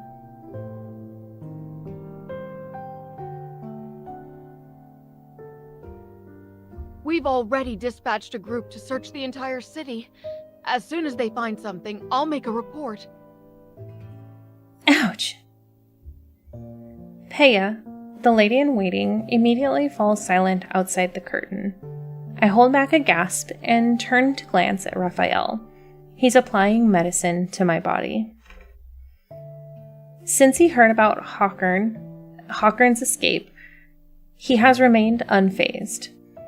There's not even a trace of anger or displeasure on his face. I'll deal with this myself. Call back the people you sent out. There's no need to search anymore. Yes, Your Highness. When I wave my hand, Peya quickly retreats, as if she's been pardoned from execution. You let him escape. Beasts of the deep only bare their real fangs when facing death. Humans are no exception. Making him believe he still has a glimmer of hope will force him to reveal his plans. Aren't you afraid he might have a secret weapon? You should be prioritizing your health. He applies a slight pressure with his hand, and I subconsciously try to pull away from the pain, but he grabs my shoulder and presses me back into the bed. This ointment is made from gold feather algae. It's the best medicine for wounds in Lemuria. Stay still if you want to be hale and hearty again. Then be gentler. I am being gentle. Are human bodies so fragile that they can't withstand a tiny amount of pressure? Yet he still lightens his touch as he applies the medicine, his cool fingers gliding down along my spine. I could call for that lady in waiting and have her take care of you instead. No, this is fine, thank you. No, you're doing well. I like it when you look after me.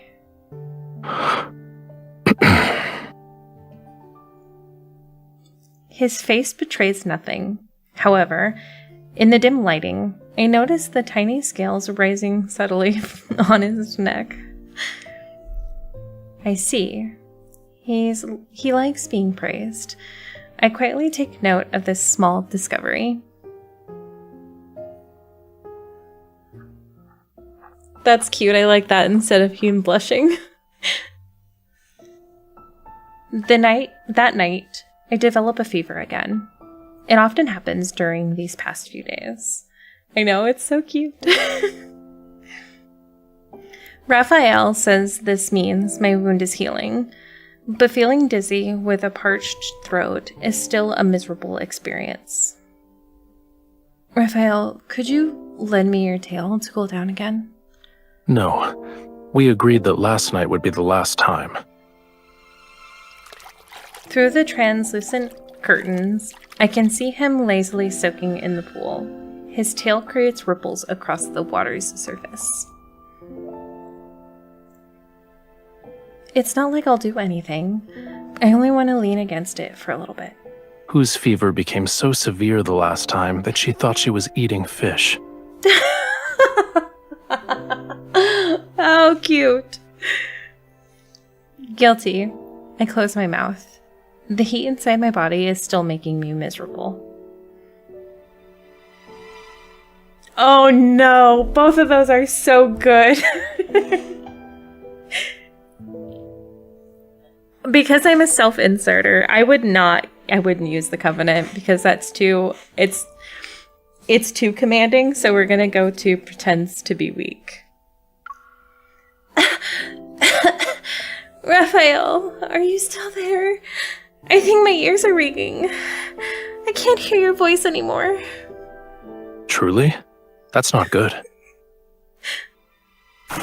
With a splash, Raphael seemingly moves closer. I quickly close my eyes. He is so adorable. After a moment, I hear a faint sound of If your flames. ears are ringing, then the situation is grave. Oh no, he's gonna backfire this on me. We'll have to make a cut along each ear to let some blood out.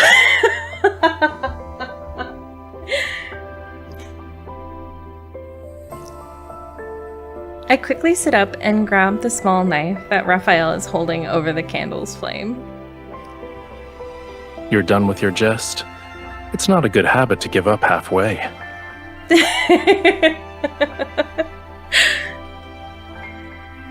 But in the end, he gives in.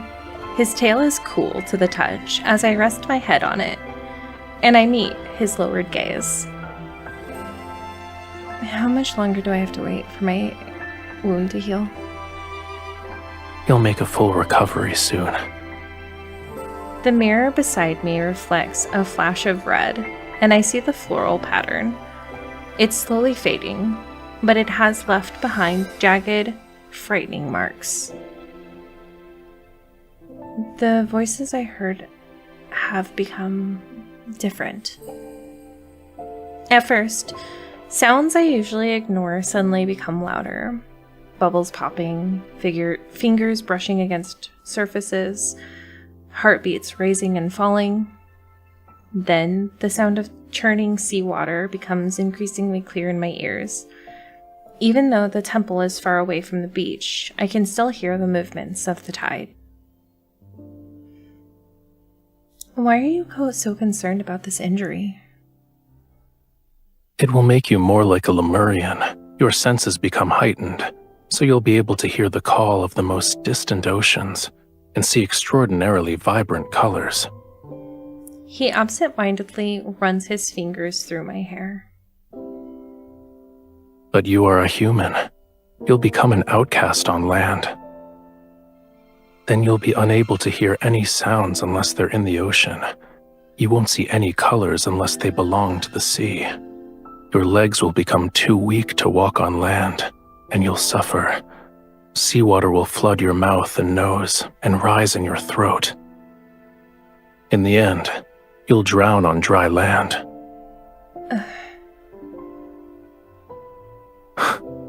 It doesn't look like you're afraid. Because you're keeping me alive. You will. Yes? He laughs softly, feels my forehead, and then picks up a cup of water. He helps me drink it. If you try to make excuses again tomorrow, there's no guarantee.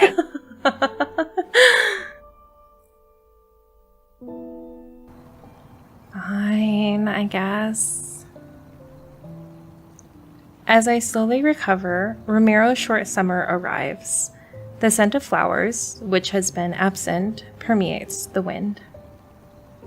At night, I climb to the roof of the temple and look at the port.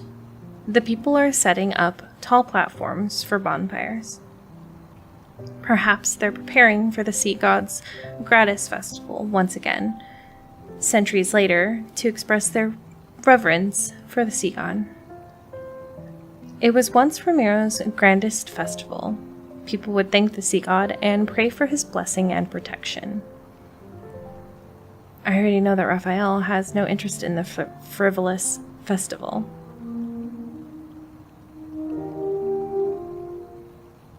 You're still injured. I know. So I didn't leave the temple. I pat the spot beside me and invite him to sit down. Then I return my attention to the conch shell in my hand. It sounds terrible. Oh. He twirls a flute in his hand and unceremoniously taps the top of my head with it. That's not how you play it. If the conch shell could express emotion, it would have already died of embarrassment.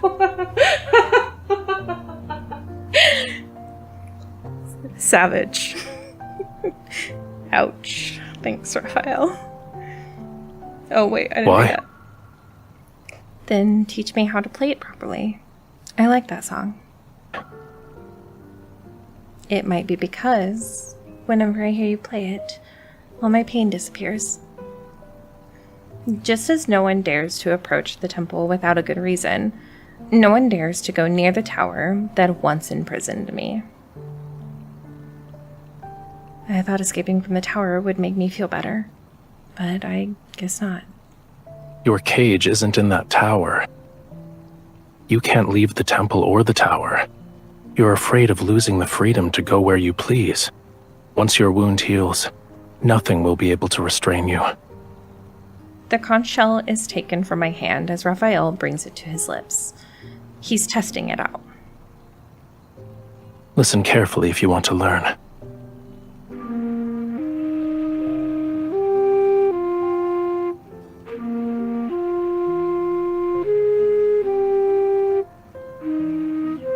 The melodious tune rises, and it mingles with the evening breeze and moonlight before floating away.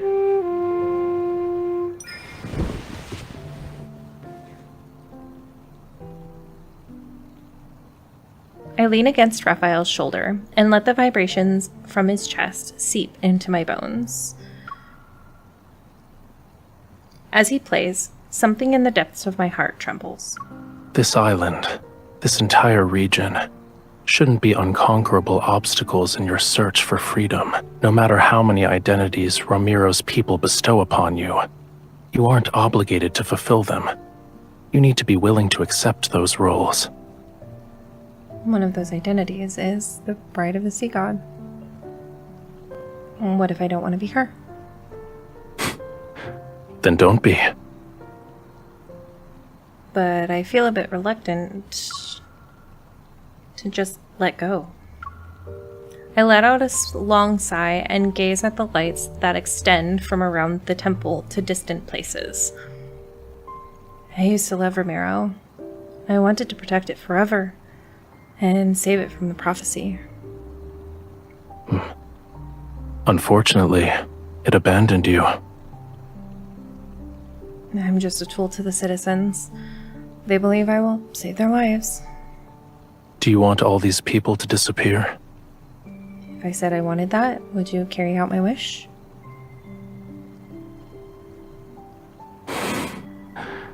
If it would make you fall in love with me. I tried to imagine their deaths, but I doubt that will make me happy. What would make you happy then? When I don't respond, he hands me a long scroll. Those ladies in waiting delivered it. I look down and notice several ladies in waiting at the steps of the temple. They meet my gaze and bow nervously. I suppose they want me to preside over the rituals for the first day of the Sea's Gratis Festival. I see. They're representing Romirro in an attempt to win your favor. When the time comes, you'll have to confront many of the people who abandoned you. With apparent playfulness in his eyes, he brushes aside a strand of my hair that the wind had blown across my face. How will you respond? What would you do? If it were me... His fingertip moves down and rests over my trembling heart. I'd ask this heart about what could make it happy.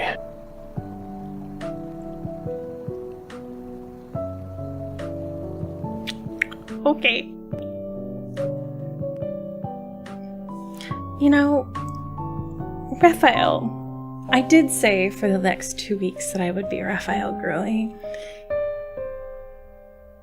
And I think it's gonna extend longer than 2 weeks. Just saying. He's moving up the ranks in the harem. He's so sweet!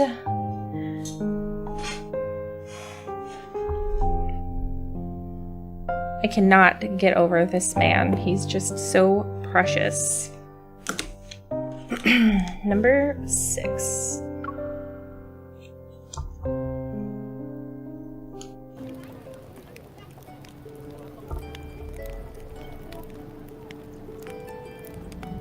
With the toss of a torch adorned with flowering vines and seashells into bonfires and the raising of dancing flames, the Seas Gratis Festival officially begins.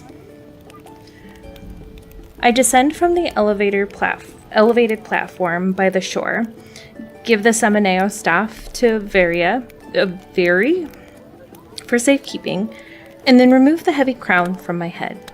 Thank you, Your Highness. No need. In the end, I agreed to preside over the ritual for the Seas Gratis Festival. The reason is simple. Because the sea god was forgotten and hated for centuries, I'm the only one who still knows how to perform the ceremony. Of course, this ritual respected the sea god's opinion, so many of the complicated, extravagant elements were eliminated. He said no thanks. Why did you think the sea god would enjoy a dance that looks like crabs are fighting? People who understand him and his character overall. He is. And I know that's been a lot of conversation recently with how mischaracterized he is. I really enjoy Raphael and the way that he is. I think he's not just a great example of what different masculinity looks like, but you don't often see somebody who's like as okay with speaking about how he actually feels. And that's what I enjoy about him. I mean, I know that you and I have spoken about it as well, but like the fact that he is okay with like his sugar-coated jabs and stuff like that. Like even now a lot of people don't do that, or a lot of guys don't do that. And that's something that I really enjoy about him. It's better to save your energy and make more fried shrimp cakes instead. These are actually delicious. It's an ancient dance that's passed down for generation. It's supposed to display the sea god's majesty. Another thing that I really like about Raphael, that while he may not be like the top of my harem, is that I relate to him a lot. He suffers a lot with the abandonment problems, and that's something that I also suffer with. And so seeing how he deals with it, which is a little differently than what I do, it's still kind of nice to see how he sort of functions with that sort of trauma. So just a little tidbit that I've been thinking about recently. Actually, you have a point. It doesn't look like crabs fighting. As I walk into the resting area surrounded by curtains, Raphael examines the pile of crates filled with offerings. It's as if they've formed a small mountain. Because he said the fried shrimp cakes from the city Eastern District were delicious, people rushed to replace their offerings with fried shrimp cakes.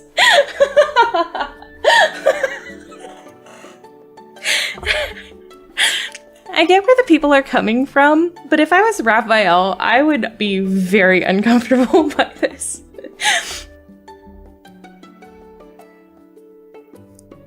Why don't you make more special requests? You could ask their assistance when you dive into the deeps for pearls. I suspect the pearls that the Tome of the Sea God mentioned refer to something else, though. Aren't fried shrimp cakes special?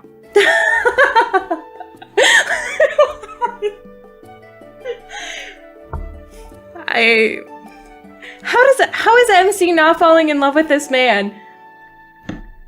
That would be enough. His confused look and that statement right there would be enough for me to fall in love with him. Food in the sea is too soft. Nothing has a unique texture such as this. He breaks off a small piece and puts it in his mouth. Then he tosses upward a bubble filled with water to wash his hands. As for the pearls, it can't be completed in a day or two. You also don't have to scour the entire sea for oysters. What you need to do now is... His fingertips lift my necklace. His eyes reveal what he's saying. Apply medicine. I loosen my collar and sit off to the side. When I think about how this wound is almost fully healed, I feel a tinge of sadness. During the ceremony, I realized for the first time that the sea wasn't completely black. The sound of waves drifts in leisurely from beyond the curtains. It embraces my ears with a gentleness I never thought was possible. I also never imagined that fragments of rainbow-colored lights shimmered beneath the dark-colored waves and among towering white crests. Don't say that. Once your wound heals, you'll have plenty of ways to see it again. All right. Rafayel, you're getting better at taking care of people. You don't hurt me anymore. If I couldn't do this simple task well at this point, wouldn't the sea god's divinity be tarnished? However, should you miss that pain, I can help you experience it again.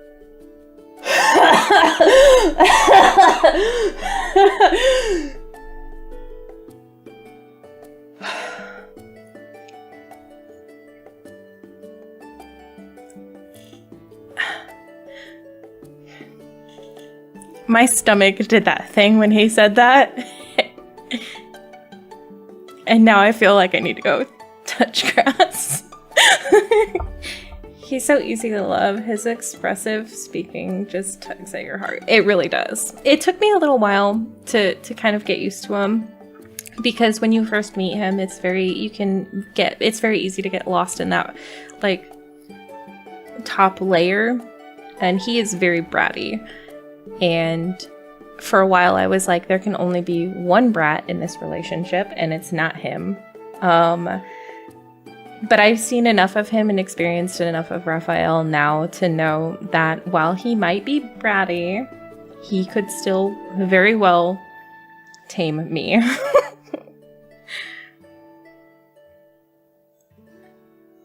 No, that won't be necessary. Why are you saying stop? Girl, no! Say yes! Your Highness, someone has brought a prayer flower basket. Very, who just lifted the curtain to enter, pauses. Her gaze shifts from Raphael's hand to my shoulder. Then she speaks as if she didn't see anything.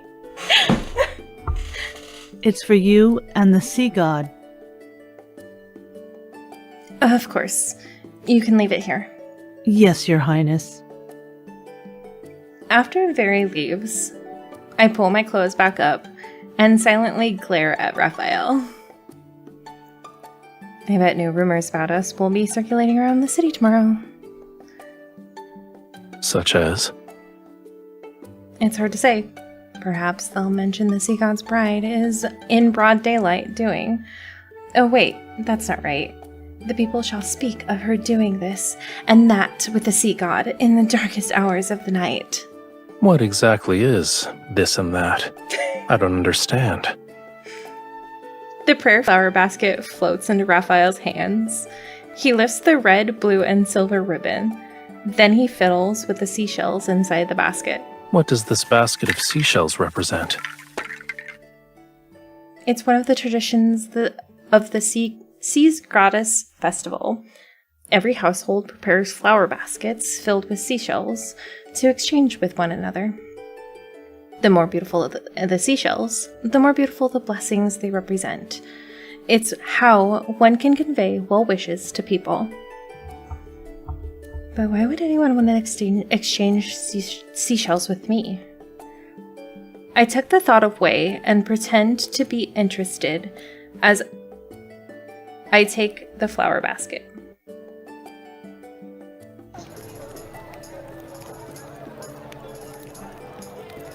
Having changed into lighter clothes, Rafayel and I walk along the central streets of the city towards the temple. The moonlight and stars cast a blue glow. Oh my gosh.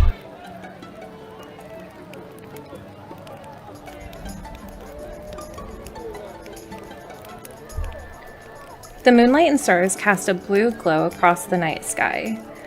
They're like sea water, flowing along the horizon as they rise and fall with the clouds and mist.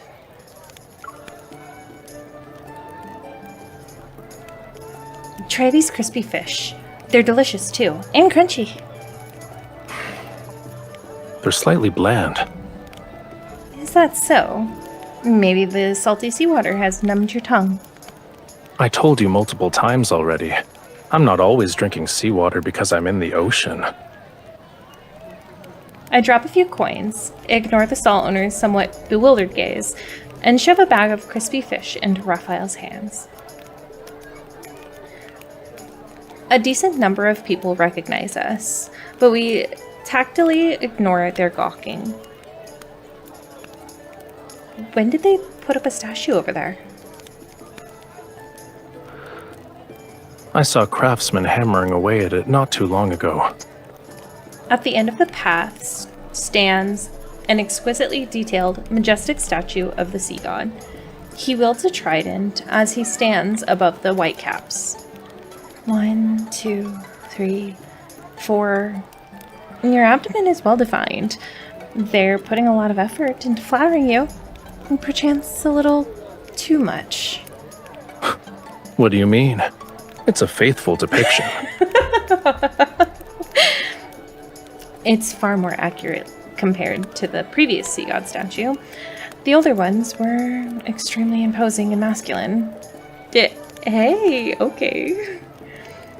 Their beards were longer than their hair. When I heard your voice for the first time, I couldn't believe you were the sea god. You sounded too young. You're not wrong. You saw it yourself in the sea god's tomb.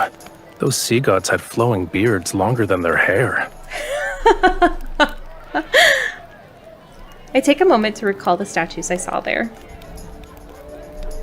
You're still the most handsome one. You have my thanks. He raises his hand slightly, and the seashells placed near the base of the statue, shimmering with a crystalline light. It's akin to a silent response from a god. Seeing my questioning look, he smiles. I still believe humanity's faith is fragile. The slightest touch can shatter it. However, the meaning of festivals is equally important. Whether they are here or where Whalefall City used to stand. Just for today, I can let them be happy for a bit. It's not difficult. How sweet.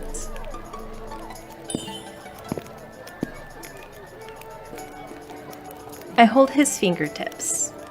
Raphael, before you fell asleep, you must have been a likable sea god. Even though you've lost your memories, you still long for Whalefall City. You want to be awakened. You want to awaken all Lemurians and bring them back to their homeland. Making unfounded judgments like this is usually a dangerous sign. Who says it's unfounded? On a small scale, you dislike human worship, yet you still respond to their wishes. On a larger scale, you saved everyone during the lunar eclipse despite the fact they hated and insulted you. And most importantly, I loved you once. It was enough to forge a covenant with you. At least that proves you're worthy of affection. You're worthy of being loved. Now it's your turn. What? Oh, this'll be grand. I gave you plenty of compliments. Isn't it your turn to compliment me now? Your eyes are bright. Your hair is soft. And you remind me of a proud little crab when you smile. When you're angry, you're like a prickly sea urchin. Okay, but that was so sweet. Does the last part count as a compliment? Of course. If you lived at the bottom of the sea for thousands or tens of thousands of years, you would know how precious it is to see even a sliver of vibrant color. I open my mouth, but I'm unable to find the right words. The basket in my hand sways slightly. I lower my head and see a little girl slipping a pink seashell into my basket while taking another one.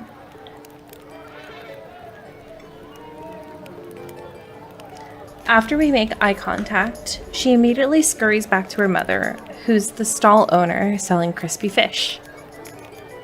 The stall owner struggles with how she should respond. Then, she gives me a forced smile. See? The people here like you too. Yeah. That's not it. It's... Whether it's belated guilt, cautious appeasement, or even more complex emotions that are impossible to articulate, I can't say. I haven't done anything to deserve their affection. It's because you're you. His hand covers mine, and it moves past the tricolored ribbon on the basket so his fingers can intertwine with mine. All That's so endearing sweet. words suit you perfectly.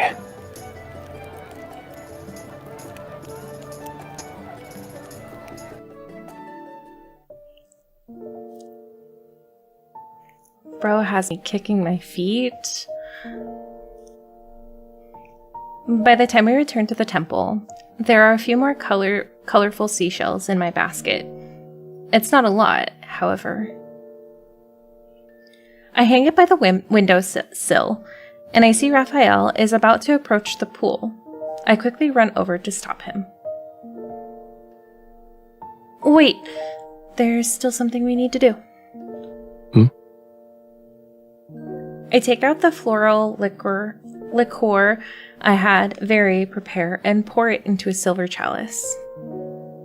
We celebrated with everyone else. Now it's time for our private celebration. The Sea Goddess Festival is also for lovers. People can collect elderflowers during the spring and use them to brew liqueur. You're supposed to give it to your beloved on this day. Does this contain your entire Springs collection? I bought it. I was still locked up in the tower in spring. It's all right. I don't mind. Rafayel picks up his glass and gently clinks it with mine. The floral liqueur is sweet and pure. After drinking it in one go, I refill both glasses. Now that it's just the two of us, is there anything you want to say to the sea god? To me? Huh? During the ceremony, your chants were filled with other people's words to the sea god. They were not your own. Don't you want to tell me something? Maybe I can make a wish come true. Ooh.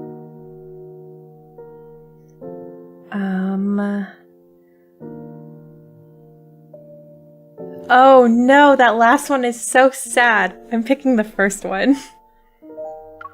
Then, I wish you could fall in love with me sooner.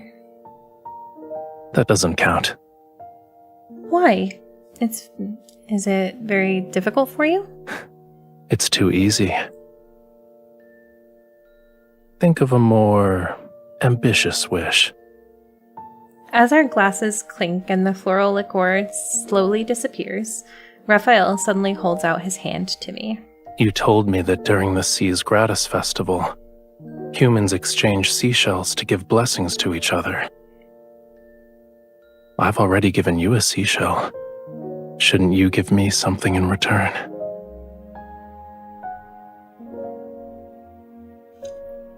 I touch the seashell necklace around my neck.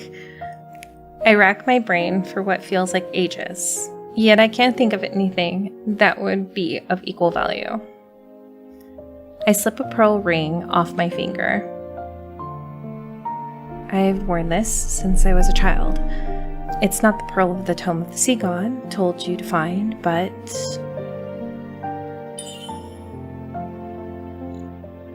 I'll give you a blessing that only belongs to this ring. May all your wishes come true.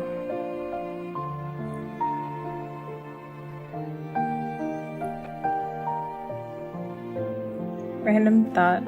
I wonder if Rafayel's tail is slimy. I know it's cool. I always imagined that mermaid tails were just soft. I never... I hope it's not slimy.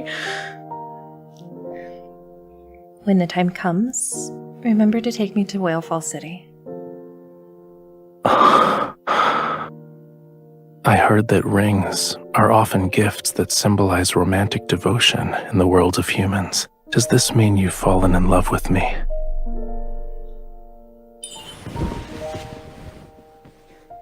I contemplate his words for a moment before I lean forward and kiss the corner of his lips. What do you think? I think I need some more convincing proof.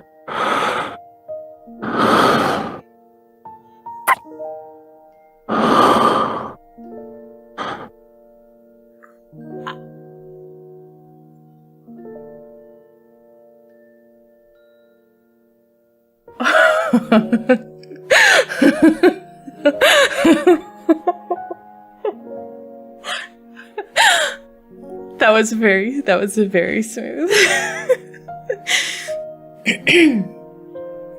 That night, the sound of the waves draws closer. Gentle, melodious music mixes with the laughter. As Fantasia's sharks swim overhead, vibrant colors burst before my eyes. Someone reaches out to hold my hand. My veil is lifted, and I'm led towards the light. Then, the music and laughter transforms into weeping and screams. All color fade into dull gray, and the hand that tightly holds mine gradually turns cold. Seawater engulfs everything. The cold overwhelms the world, and even the last melody played on a flute sinks into deadly silence. But that hand still doesn't let go of me.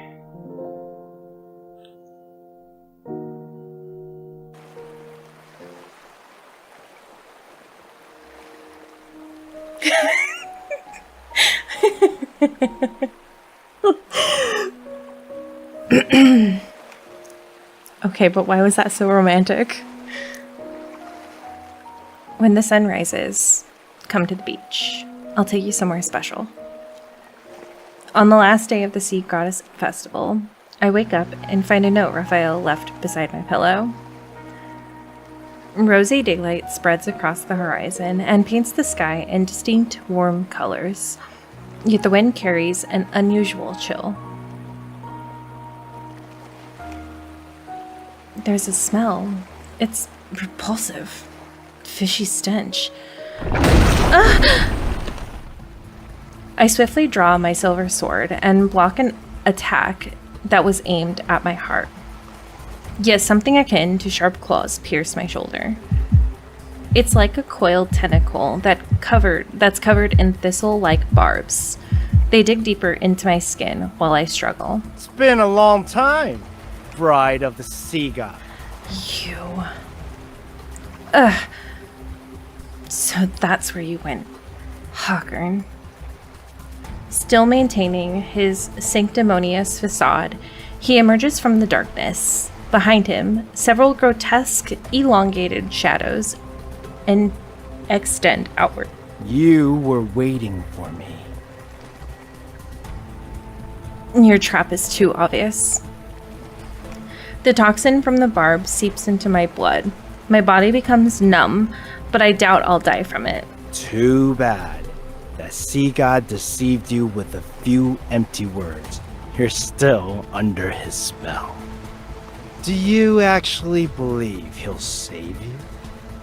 He'll only lead you to your death for his own selfish desires. His eyes gleam with malicious intent. As my consciousness begins to fade, traces of light are gradually devoured by darkness. Don't resist. Now then, follow me. Everything I've done is for Romirro. I want to prevent it from following the same doomed path as Lemuria. Bro, you don't even know what happened to Lemuria. Were you there? No, I was.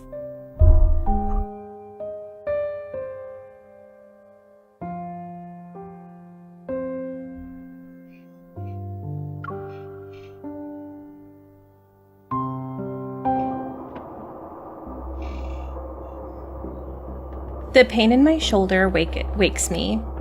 As I open my eyes, I find myself in a cage I know all too well. My hands and feet have been shackled. Excuse me, sir?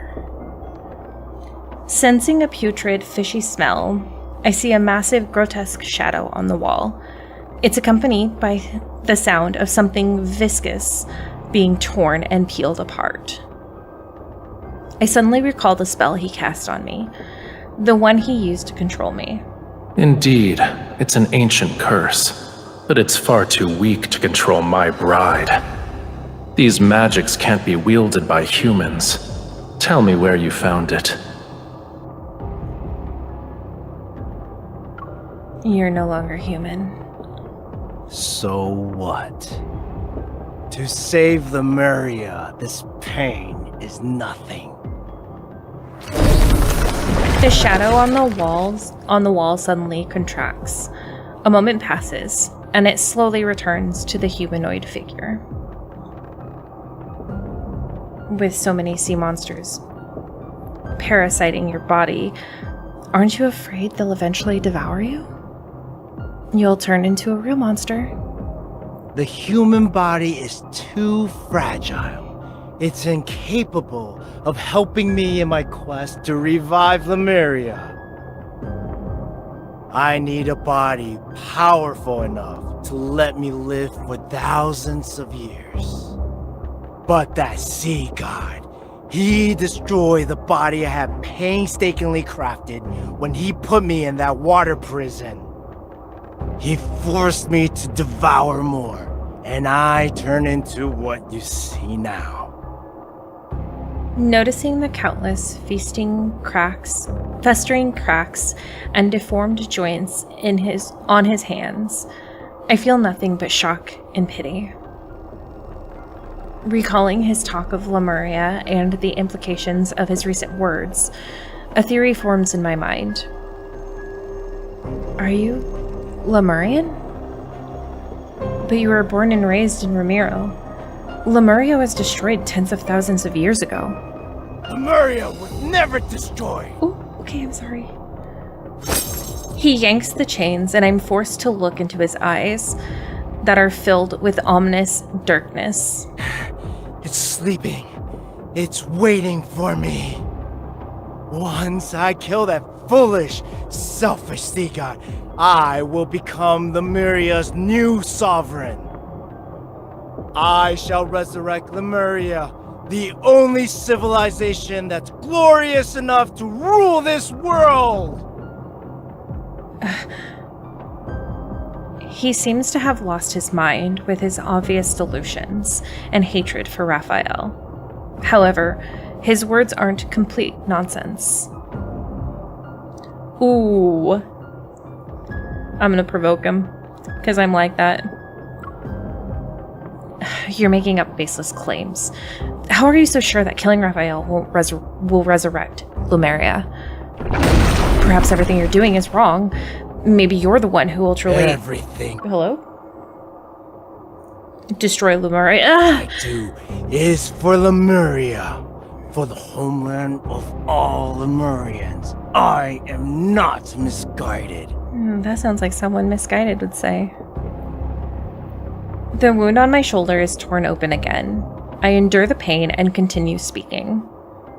Then, how is this related to you kidnapping me? Don't you remember? A tentacle tosses something at my feet. It's a small, fractured stone tablet. However, I recognize it instantly. The Tome of the Sea God? It's very similar to the one in the temple. The patterns and textures are almost identical. It's as if it was broken off from the larger stone tablet. You are the only human who can communicate with the Tome of the Sea God. Go on. Read. The blood from my shoulder drips onto the stone tablet, and the blurred text emits a faint golden glow. Find a true love. When blessed with the true love's kiss, claim her heart by your own hand. A heart pure, flawless, and filled with love. Best offering can give to Lemurians. The prophecy from the Tome of the Sea God that I read, it was incomplete. Do you understand now? If the Sea God wants to reclaim his power, he needs more than true love. True love is just a stepping stone to him. Oh no, I already see where this is going. Hawkern gives me a mocking gaze that fills to the brim with contempt. Akin to how a starving person seeks food, ripping out your heart is the Sea God's natural instinct. Why are you telling me this? I'm trying to save your life out of the kindness of my heart. Hawkern, I've known you for at least a few hundred years.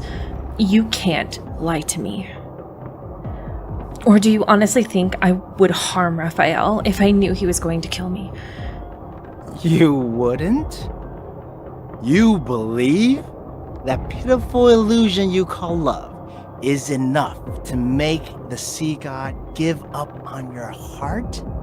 Should he recall what happened millions of years ago, do you think he would still show you mercy?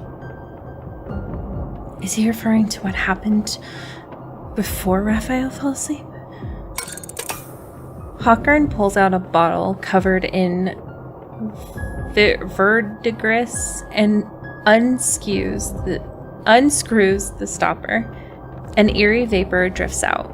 Come, witness the events from the annals of Lemurian history.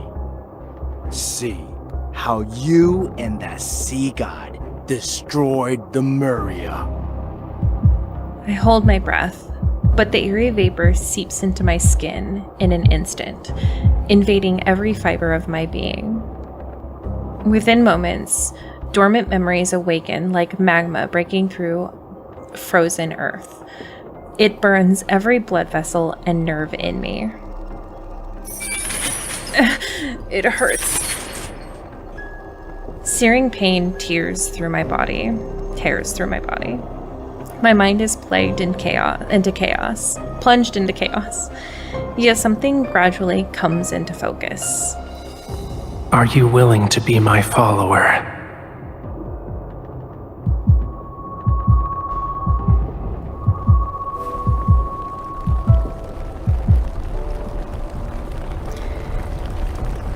The massive circular chamber is as dim as twilight. The ground trembles as fractured stone cascades down from the domed ceiling. This is... My body is suddenly pinned down. Oh my god, Deep Space was probably like, she has no idea. My body is suddenly pinned down. A sharp dagger is pressed against my chest. Its tip draws drops of blood. Rafayel? No, that's not right. The Rafayel before me is brighter, more radiant young man. Yet the dark blue flames that burn in his eyes and his expression are unnaturally detached. In his hand, he tightly grasps the sharp dagger. It's poised, ready to pierce my heart. I cannot make a sound. I grab the handle of the dagger and use all of my strength to fight against death itself.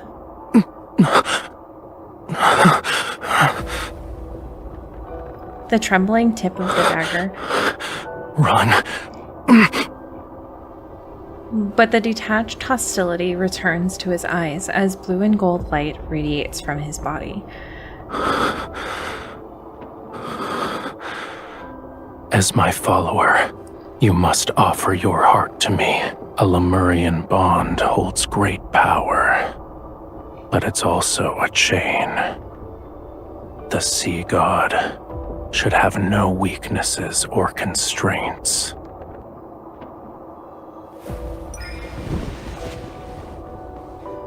My struggle is futile. The blade sinks deeper into my chest. Blood falls as the pain spreads.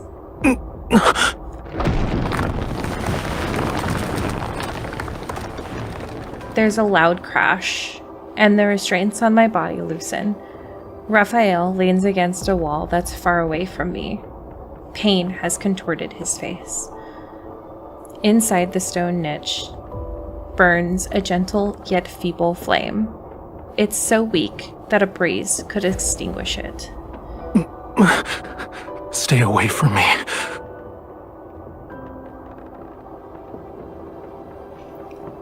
Those dark blue and gold lights still surround him. However, the blue flames in his eyes have been extinguished, or rather, suppressed. You cannot stay here. Lemuria's flame requires the hearts of our followers to sustain it. This is wrong. Should it continue, 'tis only a matter of time before I lose control and hurt you again. You must find a method that will allow it to burn forever. That shall be Lemuria's true path. The flame from the niche gradually floats to Rafayel's fingertips. Then it transforms into countless delicate threads of light that flow towards my chest. Shocked, I try to break free, yet I find myself bound by these threads. A strange, warm power flows into my heart. There is a legend. It says the wick of a flame exists in the place where all oceans converge. Find it, and Lemuria will be enveloped in light and endure forevermore. Water currents embrace me and carry me out of the temple. From a distance, Rafayel gives me a gentle smile. I shall ensure Whalefall City remains exactly as you remember it, until the day you return with the wick. This is my promise to you. For 'tis Lemuria's vow, a bond everlasting.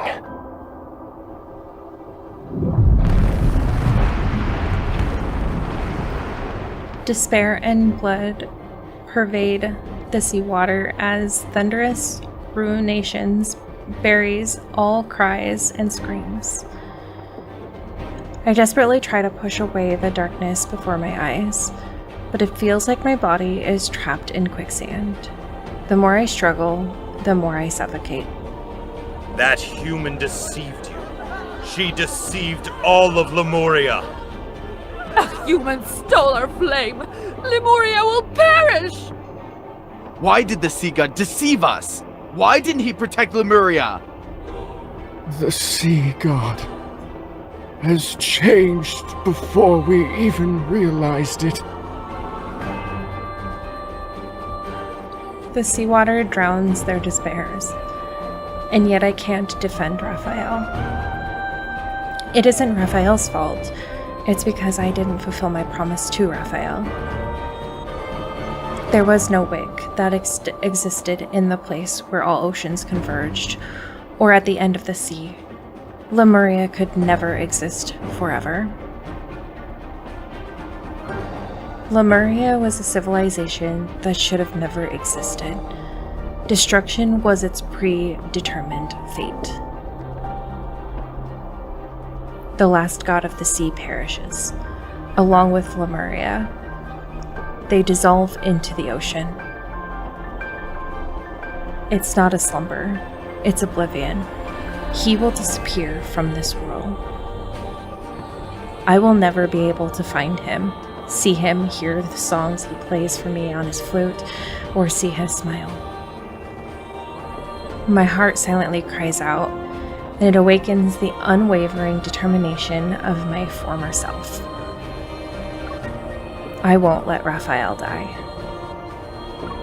I will save him, and the price that must be paid, it doesn't matter.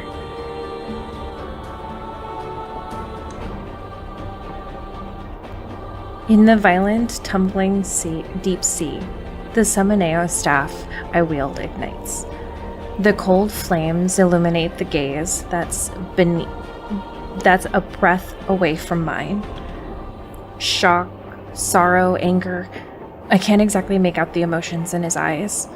I only see the mark of our bond on his collarbone. It's like a stream of blinding, bright, burning blood. Countless threads of light transform into runes.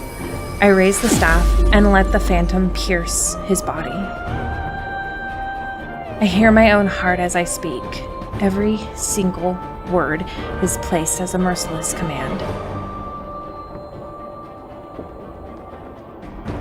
With the power of Lemuria's vow, Rafayel, you shall be forever imprisoned here until Lemuria welcomes the opportunity for rebirth. Until the world reaches the moment where you can be awakened. His divine gaze, once clearer than seawater, transforms into a black tide. It's frozen when he looks at me. You betrayed me. Once the seal is complete, he's plunged into the depths of those abyssal waters. I hear a deafening sound as if the entire ocean is being split apart. Boundless black waves surge in from all directions. His dissipating figure becomes rain that falls upward. I will cut out your heart with a dagger honed, my darling, and in love's name, your heart will become my faith. Your body will be washed clean, shine like a pearl. I will care for your heart. I will care for your heart. Till we meet again, you will reclaim it for yourself.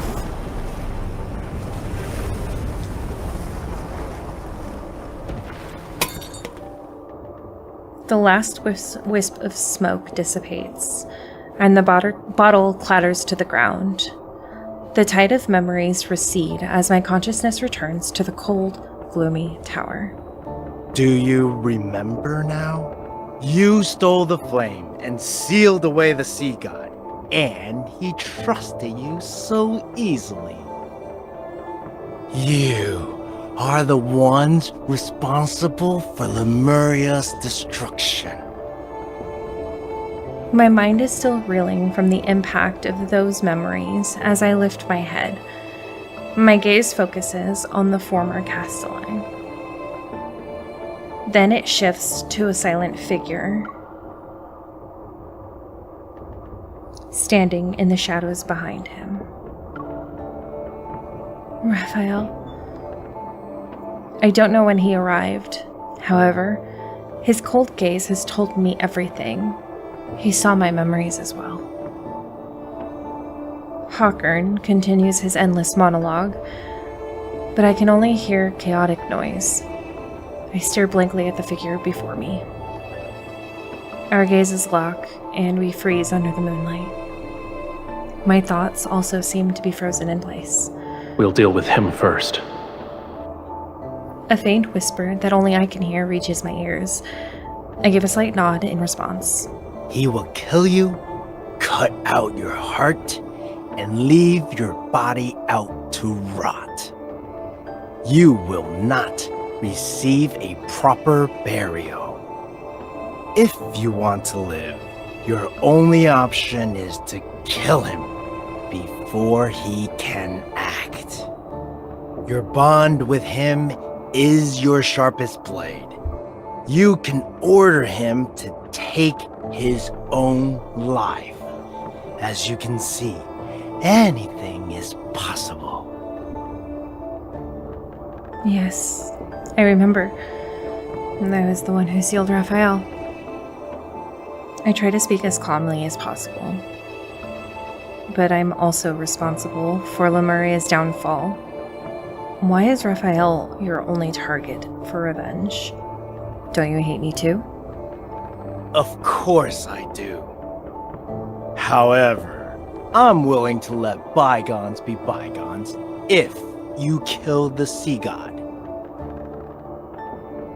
Remove my shackles then. Can I do anything if I'm like this? I lift my chin slightly. You better hurry. He's already here. Huh?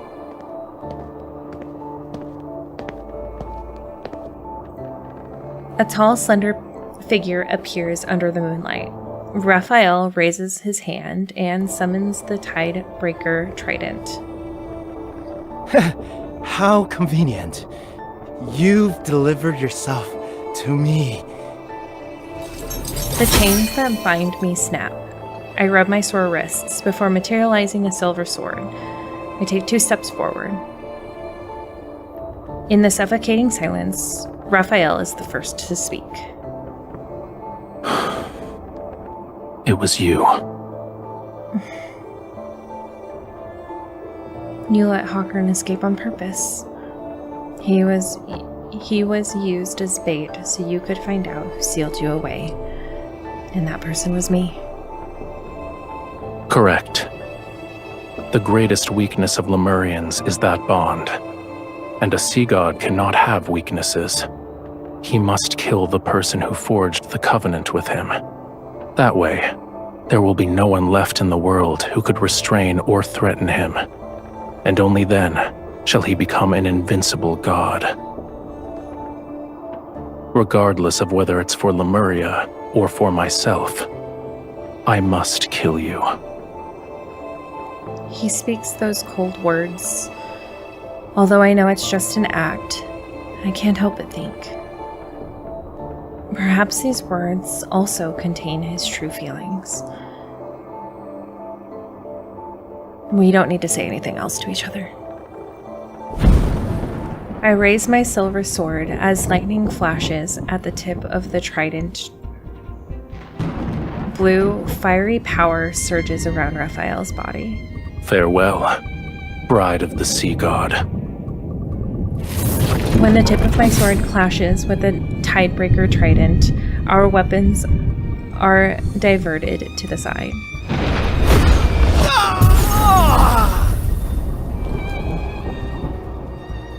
As the light fades, Hawkern's eyes are filled with terror, yet he cannot move. His body shatters amidst flying sparks. A putrid stench fills the air as viscous fluid seeps between the bricks and spreads across the floor. Don't Gross. taint Lemuria's glory with your disgusting ambitions. A man who lost himself to madness has no right to save Whalefall City. Hawkern's eyes bulge with fury as guttural sounds escape his throat. Then he crumbles and turns to ash. Rafayel withdraws his trident and brushes away the dark embers from his body. Your hand.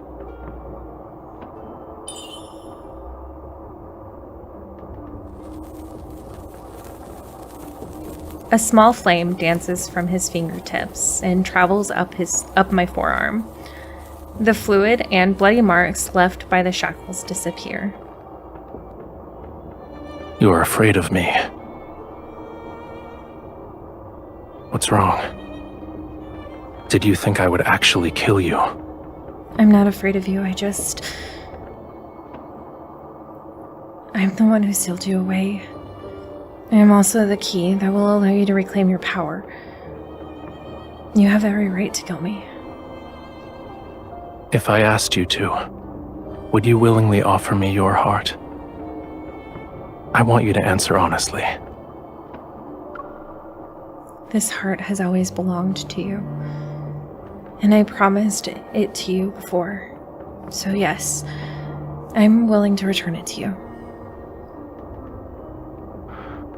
Then why are you crying?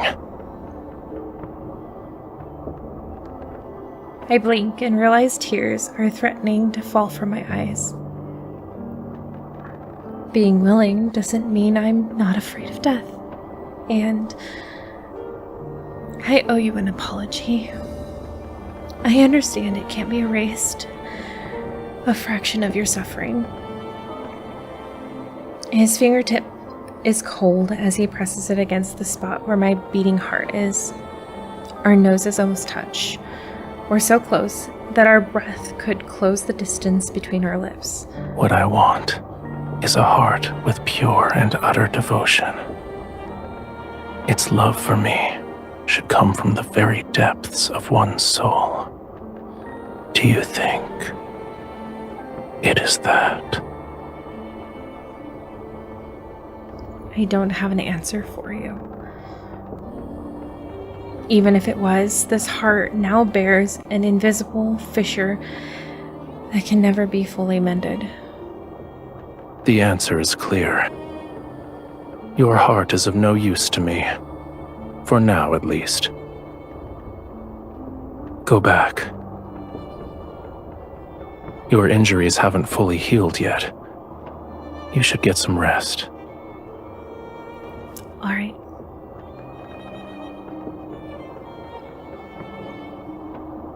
I murmur an agreement, yet neither of us makes a move to leave. The moonlight casts shadows on the window bars. It resembles a wall of thorns that gradually spreads between us.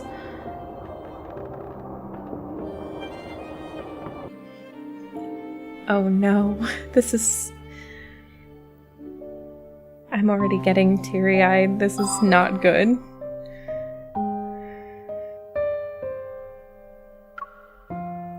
We're almost there.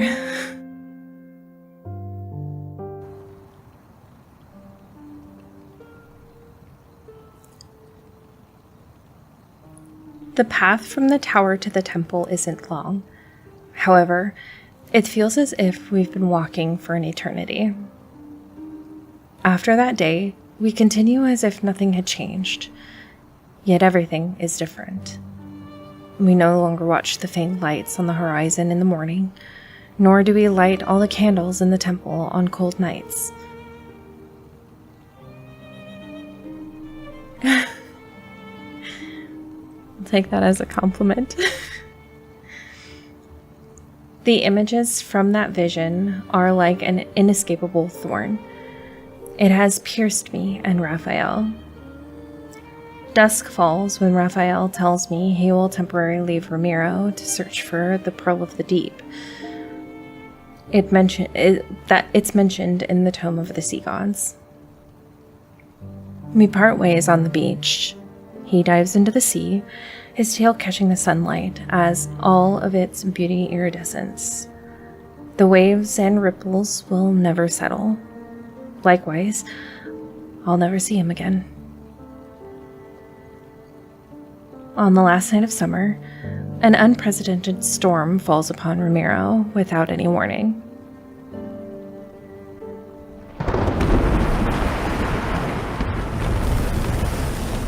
The water has risen past the average person's waist. With the rain, they repeatedly engulf every building, shop, and slope. I watch from the top of the temple. Beyond the rain lies a hazy black ring surrounding everything. The seawater surges and churns.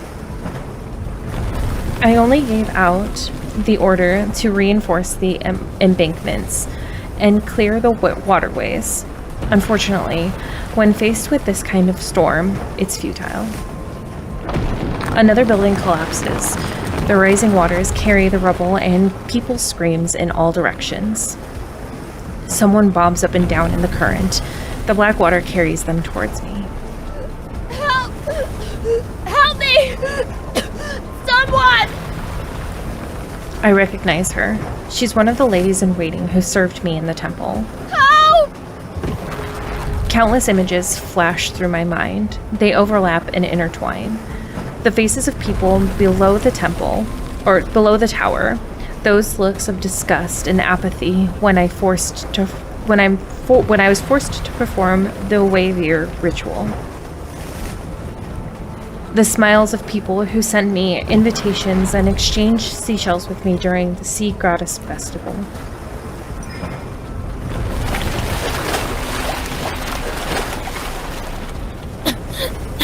Your Highness, Your Highness, thank... We're on chapter 8. I only have one more after this. The nearest shelter is to the north. Go. Before she thanks me, I harshly interrupt her. The lady in waiting steadies her weakened body. Her eyes, once soaked in despair, flicker briefly with hope before it dims. The flood has washed away all the city's shelters. Aside from me, there are others who have nowhere to go. Carrying debris, that the roaring flood crashes against the temple. The buildings tremble, yet it still remains steadfast. When I was 15, I oversaw the renovations with the intention of making this symbol of faith as solid as the heavens. It was designed to stand tall for centuries. Tell everyone to take shelter in the Sea God's temple.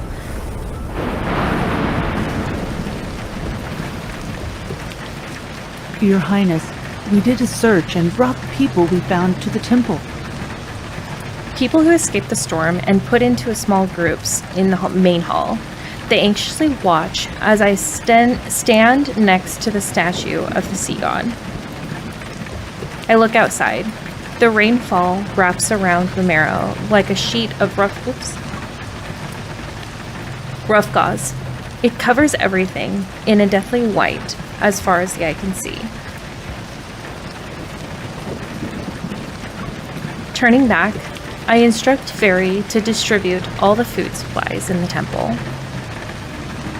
When the storm eases, lead them to Mount Onyuna. It's tall enough. The water will not reach you there. After I give out my simple orders, I ignore the anxious gazes and hushed discussions around me as I turn to leave. Your Highness? Yes? What if the rain never stops and the flood reaches Mount Onyuna? What then? What if the third night comes? All sounds seemingly vanish. Only rainfall remains. Gazes pour in from all directions like water. Everyone stares at me as they wait for an answer about their future. That day will never come. The third night hasn't arrived yet, and the rain will stop. Many people turn their heads to look outside. They're searching for the bright moon that hangs in the sky. The tense uneasiness in the temple has disappeared to some extent. As for how long the rain will last, that remains to be seen. Perhaps what they need isn't a direct answer, but words that can serve as a pillar. Suppressing the many uncertainties in my heart, I look at the misty blackness beyond the rain. My promise with Rafayel isn't valid anymore, huh? If only this heart truly fell in love with him, then he'd prevent the sea from swallowing Romirro and allow me to live. Back when we decided to fall in love, neither of us anticipated what today would bring. I hope the sea he's in has pleasant skies. My heart aches when I grasp the necklace he gave me, but what I want is a heart with pure and utter devotion. Its love for me should come from the very depths of one's soul. Do you think it is that?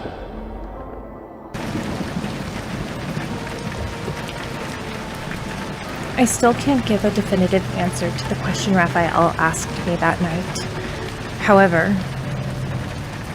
no matter what happens, I can't let Romirro sink. I must survive until the day I see Rafayel again.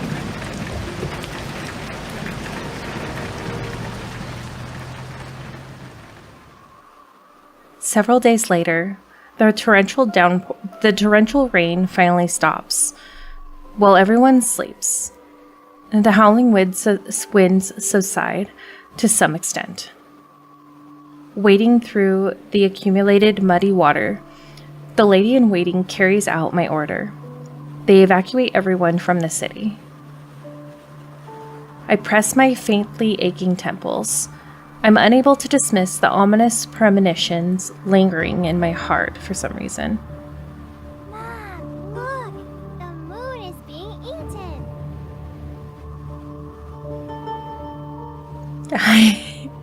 It's true. Let's be real, I think all of the guys I would do that with, though. I look up. The moon has vanished without a trace. Moonlight drowns in murky gloom. Within the blink of an eye, black clouds swallow the last trace of light from heaven and earth. The eclipse! The eclipse is here! The eclipse! Prophecy from the Tome of the Sea God! Romirro is about to be submerged! After being momentarily stunned, I finally realize that there are no black clouds in the sky. A massive wave is rising from the sea. Very, take everyone back to the temple. But these feeble struggles are no match for the approaching catastrophe. The wave swiftly unfurls its deathly embrace over Romirro. A loud sound explodes across the sky. Ooh, that was cool. I don't think they've done that before. For a moment, everything is as bright as day. Golden lightning cleaves through the massive wave. The waters flow back and reveal a familiar silhouette. The seashell necklace around my neck begins to shake violently. Rafayel! The massive wave collapses, and large water splashes touch the land. Rafayel raises his tide-breaker trident, and the scales on his tail reflect a piercing, cold light. The trident is swung down with a great force. Heavy storm clouds are transformed into scorching, powerful winds that sweep across all of Romirro. Wherever the trident points, flames more brilliant than the blazing sun ignite across the water's surface. The sea god? Is that the sea god? The sea god! To control the currents and the tide, without a doubt, this is Rafayel's power.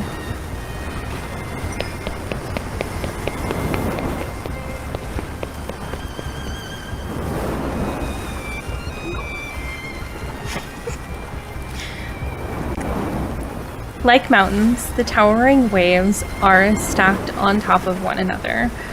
They spiral upward under the force of wind and fire to form columns of water that pierce the sky like spears. The violent ocean is suppressed by the sea god's ferocious power. Fire clashes against the seawater that had rushed into Romirro, and the sea is forced to retreat.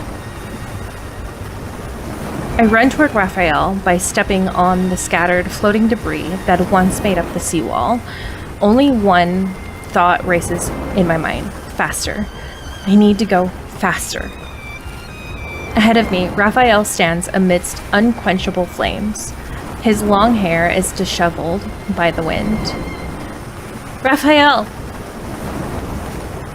Water and fire illuminate Raphael's eyes as he looks at me. A divine power surges in his gaze. It's as fierce as a turbulent current surrounding him. Not even a trace of his image is reflected in his eyes. You shouldn't have come here. Return to the shore if you don't want to be reduced to cinders.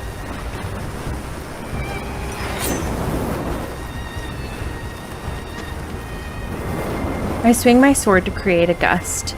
It cleaves the flames, and I leap through the opening to reach Rafayel. Ignoring his trident that's positioned as a barrier before me, I grab his rigid arm and forcefully intertwine our fingers. This is exactly where I should be. Death will greet those who attempt to wield a sea god's power with a human body. But I'm the one who bound with the sea god.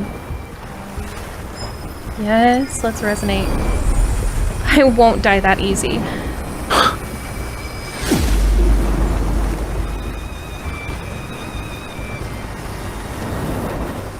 As soon as we resonate, a scorching heat that feels like it could burn everything spreads from Raphael's palm to my body.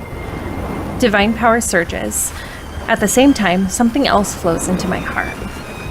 In my daze, I realize it's everything Raphael has never put into words. In the dark depths of the ocean, the sea ritualis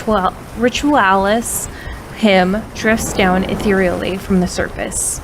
It awakens his anticipation that has been suppressed for aeons. During one of Romirro's short summers, the indifferent sea god's heart experienced pure contentment and joy for the first time. After he left the temple with the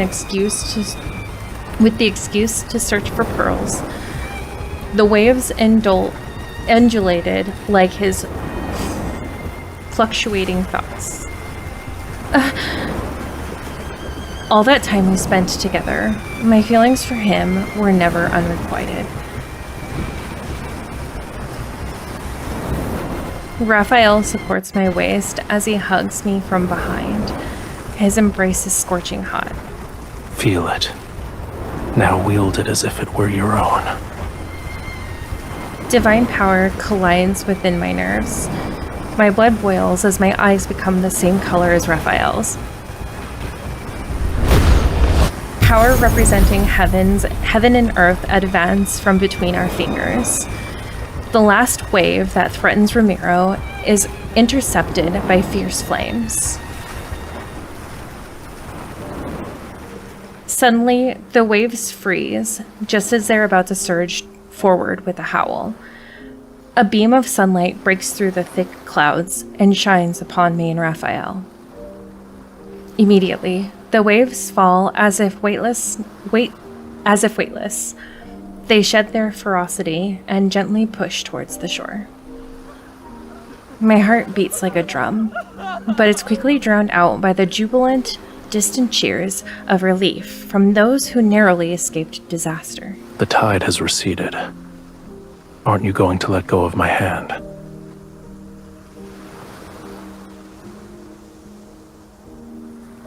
I turn my head.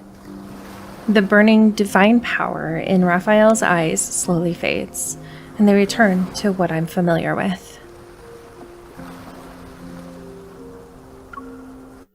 I tighten my grip on his hand. What will you do if I don't let go?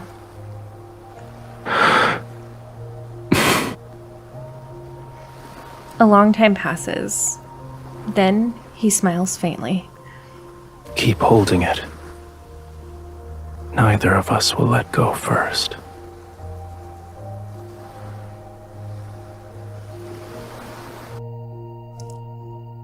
Oh no.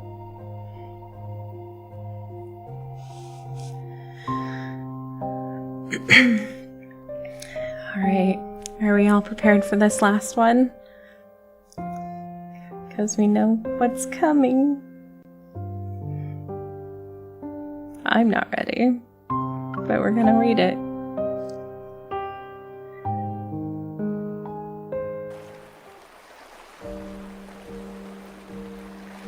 Houses that were once submerged reappear. The ships, once swept away, are pushed back to shore by the waves. People emerge from the temple where they sought refuge. They slowly begin to rebuild their homes. After finding some medicine in the temple, I return to the shore by the port. Rafayel is leaning against a rock.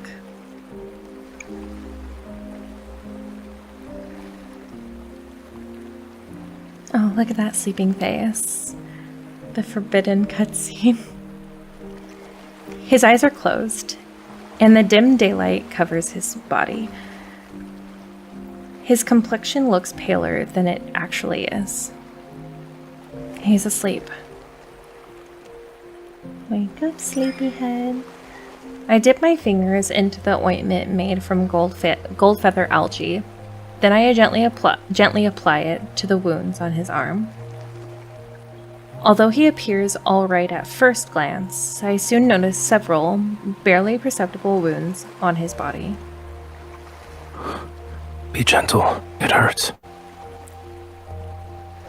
You called me fragile, but a sea god's body isn't that sturdy. Despite saying those words, my movements become slower. I treat his wounds with the utmost care.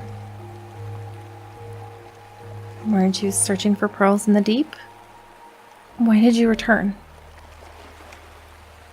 You thought I wouldn't? I thought you'd be upset for a longer period of time. I'm not upset. However, that doesn't mean I didn't care. His fingertips touched my palm and gently traced one of its lines. A Lemurian bond grows stronger with love. The deeper the connection is between the two parties, the more powerful it becomes. Okay, but he did really well with that statement. Back then, our bond was so powerful that you were able to seal me away for thousands, no, tens of thousands of years. Only a love with such pure and utter devotion is capable of doing that.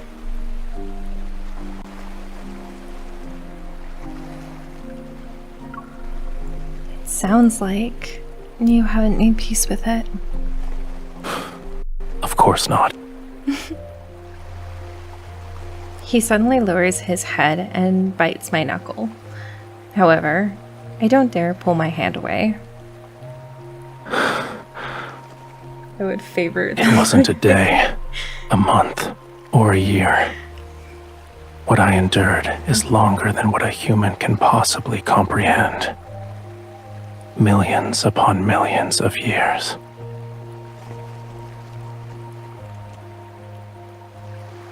I know. And I feel like I haven't liked a lot of his. So what was it? It was this one? Mind your business. And that one too. And this one too. And this one.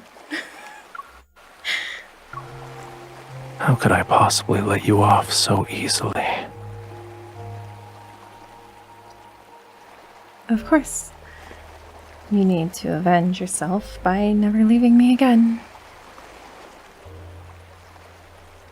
After I finished applying the medicine, he stretches his body and... Oops. Hello? He stretches his body and brushes away the sand that's clinging to his skin. Heard you protected many humans. Yes, at the end of the day, I couldn't bear to see so many pointless deaths. I still don't like Romirro, but I can't bring myself to watch it perish. You didn't do anything wrong. Watching your kin march toward their demise is a pain more excruciating than dying. You didn't force yourself to endure that suffering. Well done. Immediately, his tone shifts as he puts on a faux serious expression. However, I do have objections in regards to letting those humans turn my bedchamber into a filthy mess. It's not that bad. At least your pool was cleaned. I already ordered a few people to clean it. I promise your bedchamber will be spotless. Good.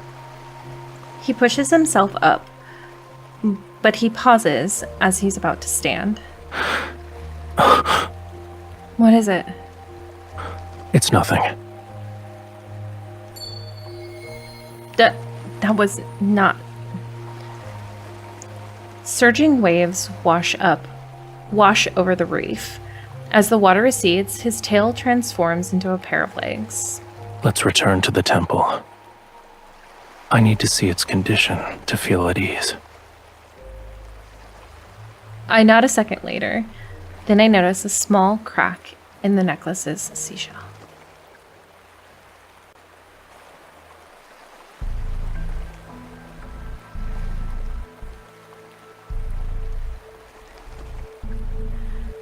After that day, Romirro gradually returns to its former state. There are no more sudden high tides and no more unexpected storms. The text in the Tome of the Sea God remains the same. The nightmare of Romirro being submerged seems to have vanished into thin air, along with overcast skies. The prophecy didn't come to fruition. Romirro won't sink. The Sea God and his bride protected us.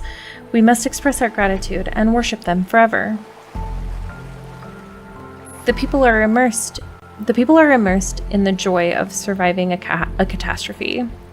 They renovate the temple so that it's more magnificent and elaborate, erect a taller statue, and support Rafayel and me supply Rafayel and me with an endless stream of gifts. But feet hurting like he's walking on glass. I wonder if they would be like numb.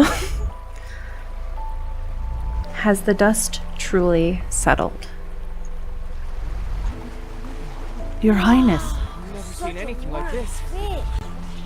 Passing through the crowd of onlookers, very hurriedly approaches. She bows before me. On the shore lies a dead, enormous silver fish. It's almost as long as several adult men if they were lying down and lined up in a row. It was discovered by the fishermen who were preparing to set sail this morning. We don't know if the fish washed ashore after it died or beached itself. Maybe this enormous fish is a good omen from the heavens. We might have a bountiful fishing season in the near future. I approach the creature to get a closer look. The unease that has been lingering in my heart grows heavier. If I'm not mistaken, this is the calamitous Pisces that's mentioned in the ancient texts. It's a harbinger of misfortune, an omen of disaster. The dark clouds that appeared during the lunar eclipse haven't fully dissipated, and now the calamitous Pisces has appeared. Romirro can still sink through below the waves. For now, I can only act as if nothing is wrong. Worry not. Find a suitable place to bury it and clean up this area. Yes, Your Highness. By the way, Romirro was spared thanks to you and the sea god. The people want to prepare a feast to properly celebrate. They wish to invite you and the sea god. I understand. We'll discuss it when the time comes. I walk towards the temple and I tighten my grip around the seashell necklace. The crack has deepened these past few days. The seashell has begun to fracture in other places as well. I don't want to guess what this means. I just need to see Rafayel quickly. Maybe then I can dispel some of the unease.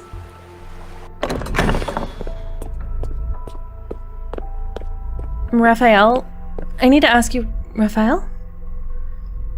Stopping the storm that night consumed too much of Rafayel's power. He's been staying in the temple to rest. Yet right now, I sense something is off. I don't hear the sound of flowing water by the pool. When I left, he was still dozing in the water's edge. I rushed to the pool only to find that the springs have dried up. The water resembles an inky black void. Worried that something happened to him, I dive into the water. The black water is unbearably cold. I grit my teeth and dive deeper. I soon spot Rafayel's figure. He appears to be unconscious as he sinks into the nothingness. Rafayel!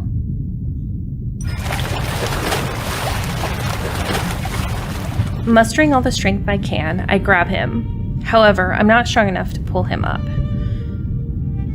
This won't work. I need to wake him up. I steady my breathing while I press my hand against his chest.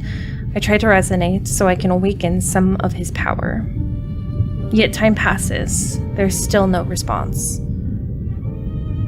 His power is like a dried up spring. With most of it gone, it cannot respond to my resonance or voice. Why is it like this? After the initial shock, I'm momentarily at a loss. Then I notice the churning currents rushing into the depths. A bold idea appears. There's a location closely connected to the sea god. I hold the unconscious Rafayel tightly against me and swim in the direction of the current.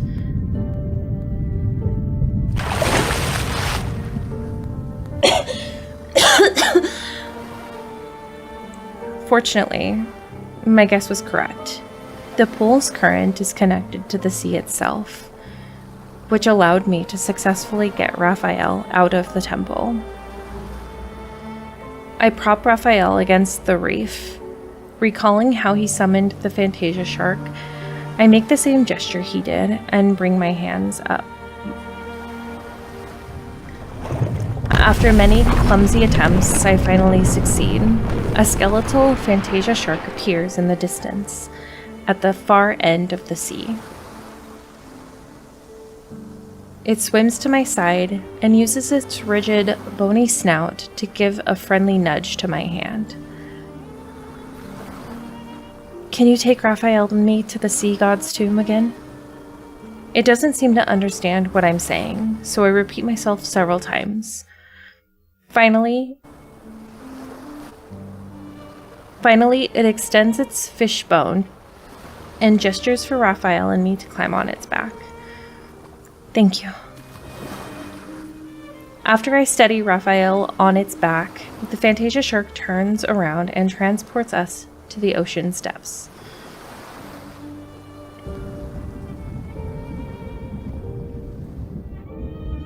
Unexpectedly, we arrive at the sea god's tomb with ease. Maybe it's because Rafayel has already passed the trial. Even though the guardian statues pose no challenge, after I explain the reason for our visit, they allow us to pass through the stone gates. Young sea god. Oh, it's you two again. Your quintessence. I'm here to make a request. I need your help. The statue of the sea god with the long beard lethargically lowers his weapon. He slowly turns his head to look at the unconscious Rafayel. He is about to fade from existence. Romirro can't catch a break. Uh-oh. He still needs to reclaim his true power, yet he almost exhausted the small amount of divine energy he possesses. What did he do to end up in such a state? What a shame. He will become the youngest sea god to fade away in our history. Several more sea god statues move out from their stone niches. They soon join the discussion. Is there a way to save him? He can't fade away like this. Of course. He needs true love. He needs a heart that loves him unconditionally. When he obtains the power to protect Lemuria, and the ocean recognizes his ascension to godhood, he will live for a long, long time, an almost immortal life. This is the only way to save him. A heart that loves him unconditionally. I recall the hidden prophecy from the Tome of the Sea Gods. A heart that's filled with love is the best offering for a Lemurian. Can my heart save him? The sea god speaks in hushed tones. Then, the statue of the sea god with the long beard extends his hand towards me. Are you willing to try? Of course. It will hurt. Bear with me for a moment. The ancient sea god clutches his fist, and a sharp pain shoots through my heart. As he guides the process, several threads of gentle light are drawn out. Strand by strand, they float into Rafayel's chest.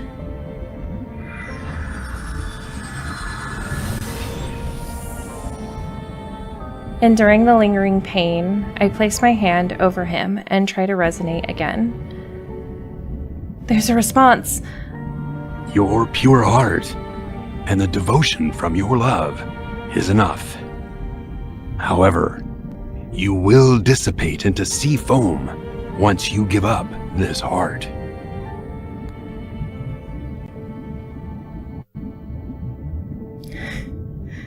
That decision is yours to make.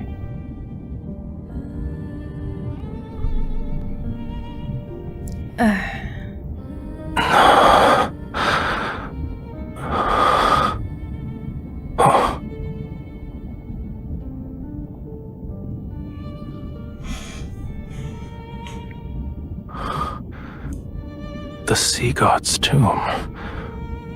How did I end up here? You've been unconscious for a long time. These sea gods woke you up. I quickly speak before the sea gods can say anything. Then I bow respectfully to them. The sea gods with the long beard gives me a profound, knowing look before slowly turning towards Rafayel. The last sea god of Lemuria. May you find true salvation.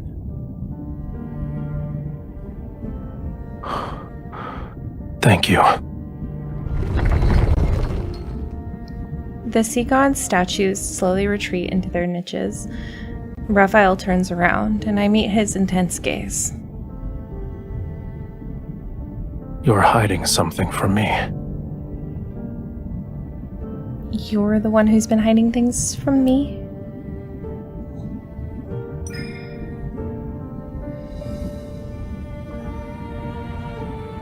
And I hope to haul your tail all the way there. You've extended too much of your power. Your body can't sustain itself anymore.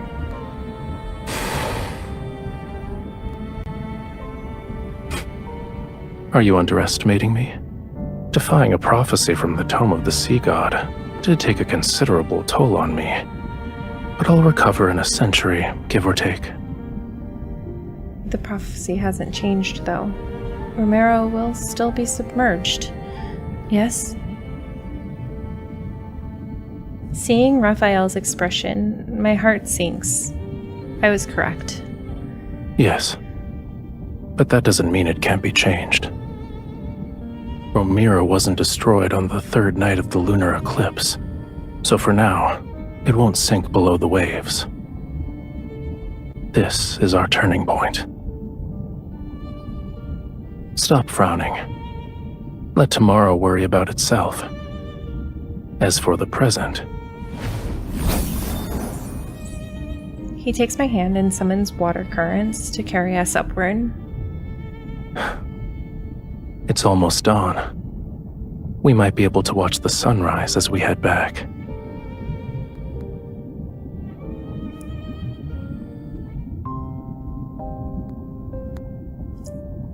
After returning from the sea god's tomb, Rafayel seems to have returned to his normal self. The water in the pool has become clear again. He also doesn't spend the entire day in the temple. Instead, he enthusiastically takes me along to explore Romirro's streets, alleys, and the wilderness. Just a tiny fragment of this heart's power is enough to revitalize him. If he received the entire heart... Perhaps I'm still selfish. Faced with such choice, I cannot let go of my desire to live. But time is cruel, and doesn't give me the opportunity to hesitate. After a night of rain, dark clouds once again spread across the sky above Romirro. The time Rafayel spends sleeping in the water increases with each passing day, and my necklace's seashell has developed a deeper, longer crack.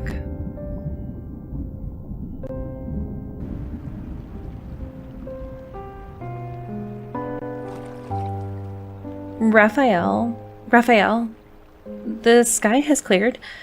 Should we go to the foot of Mount Onyuna? The rest of my words are stuck in my throat. A large section of Rafayel's tail, that's immersed in water, has turned a dull gray-white. You're overthinking it. Humans have all sorts of hair colors. Why can't my tail change color?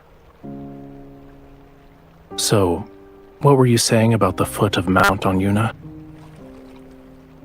I was just wondering if you'd like to go out for a walk. He pauses, and his tail sways gently beneath the water's surface. I'm not in the mood.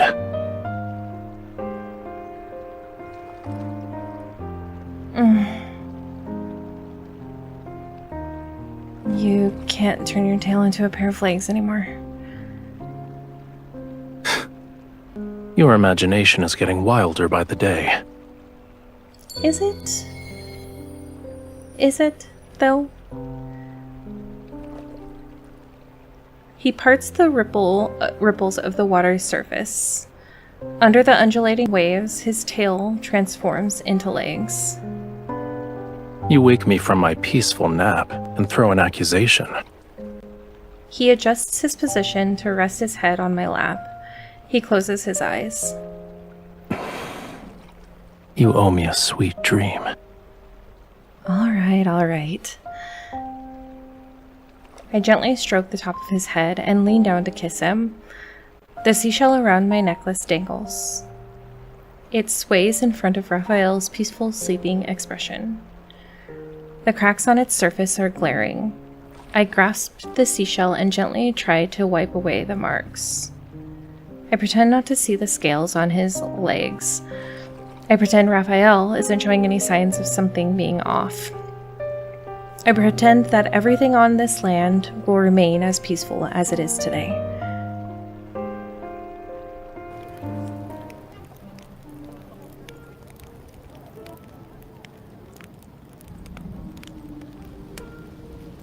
Banquets, lanterns, music. The plaza in the port is immersed in the sound of celebration. It's like a grand farewell ceremony to disaster.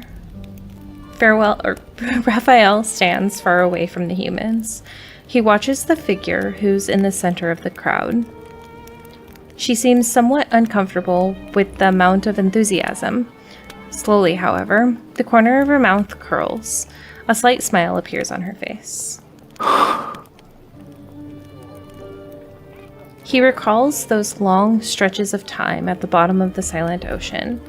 The only sound he heard was the faint rattling of chains. With his eyes closed, he would construct an illusory world in his mind. He would imagine the splendor and wonder of Whalefall City, the place that had been long forgotten. Then, a different voice broke into his world one day. "Stupid Tome of the Sea God. You're worthless in every sense of the word. If you're actually useful, you would have revealed the Sea God's location. What gives you the right to only disclose the whereabouts of the bride of the Sea God?" It was a discourteous voice. It could be considered too loud to a certain extent, yet it was like the sun that occasionally appeared above the sea. He realized it was impossible to dislike.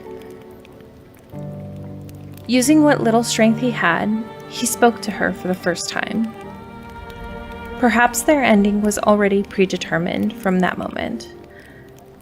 The Sea God must kill his bride.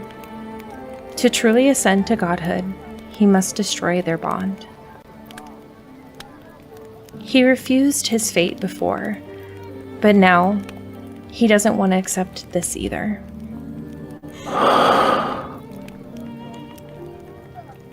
We might have to actually bid each other farewell. He recalls the moment when she first spoke his name. With fingertips stained in their blood, he traced his name into the palm of her hand, one letter at a time. Even so, he couldn't intertwine his fate with hers along the line of her palm. In this way, they were spared from separation.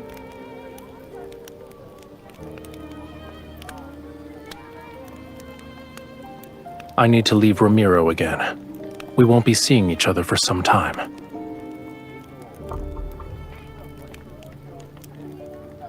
I frantically search for Rafayel's figure in the crowd, but I only catch a message the sea breeze carried to me. Fortunately, our bond guides me to him. In the lit corner, I catch Rafayel's figure.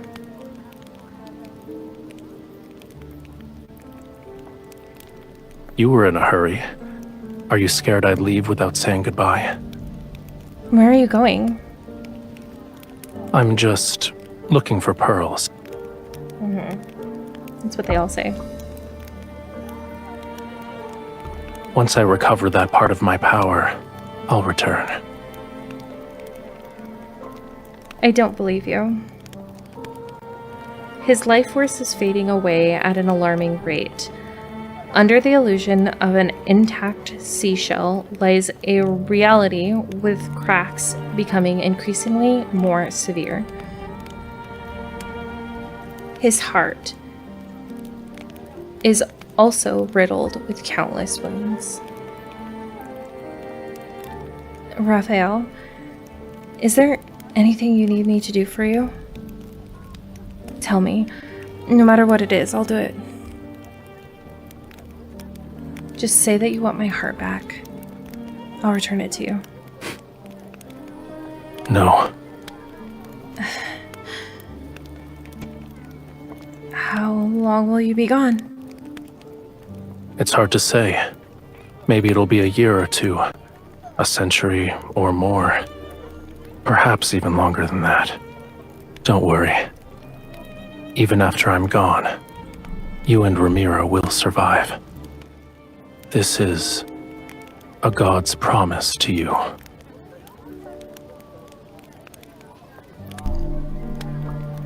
What is he planning to do? If he's making this kind of promise, it means he'll do something that I don't want to imagine. I won't be able to accept it. So, when are you leaving? Let me see you off. All right.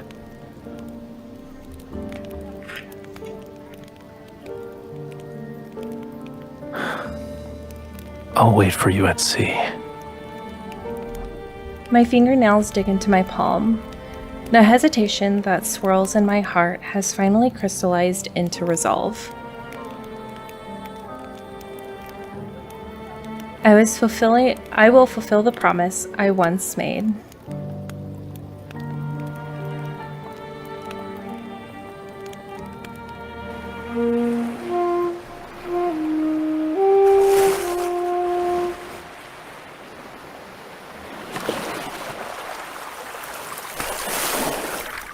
It's a simple melody, yet you still haven't learned it properly. Romirro taught me how to be a ruler, not a musician.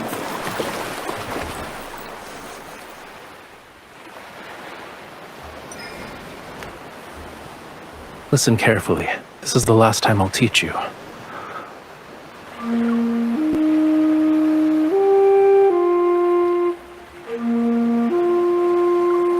All of the pictures.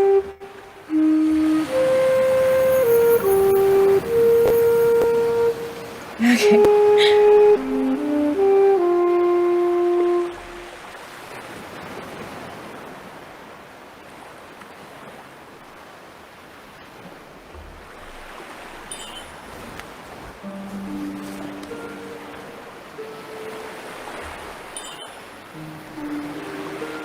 The sea inevitably returns to where it belongs and separates from the land. But the sea always meets the shore. We could see each other again.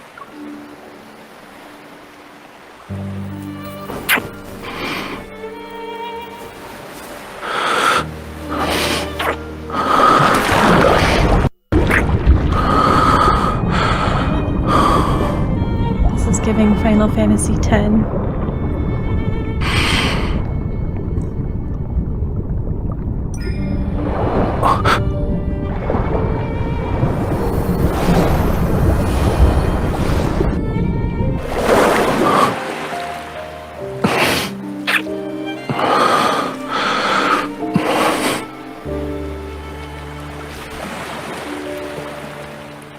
You want to say something else?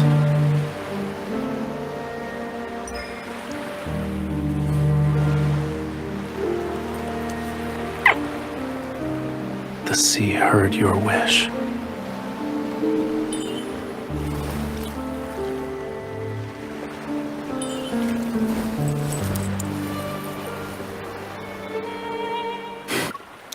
You once said, you said it was once part of your heart. It's time to return it to where it belongs.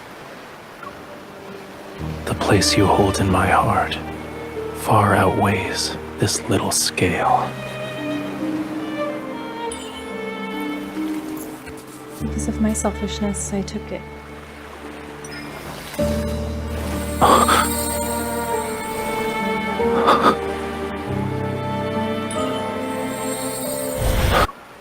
Now, with the power of the sea god's vow, our covenant, Rafayel, obey my command.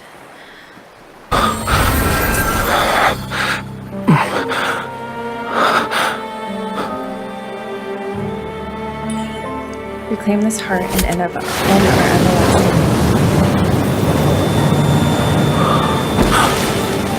No, I refuse to accept this betrayal.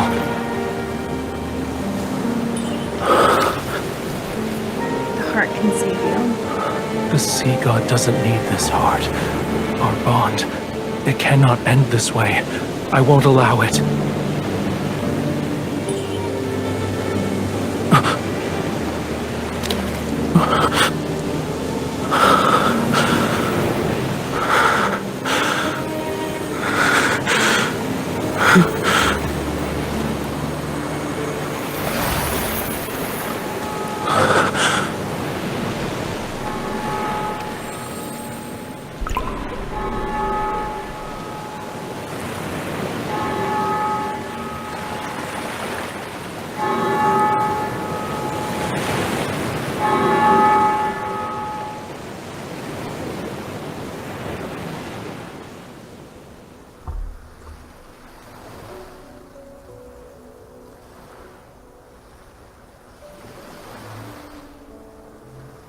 Oh. Sorry, I can't see through the tears.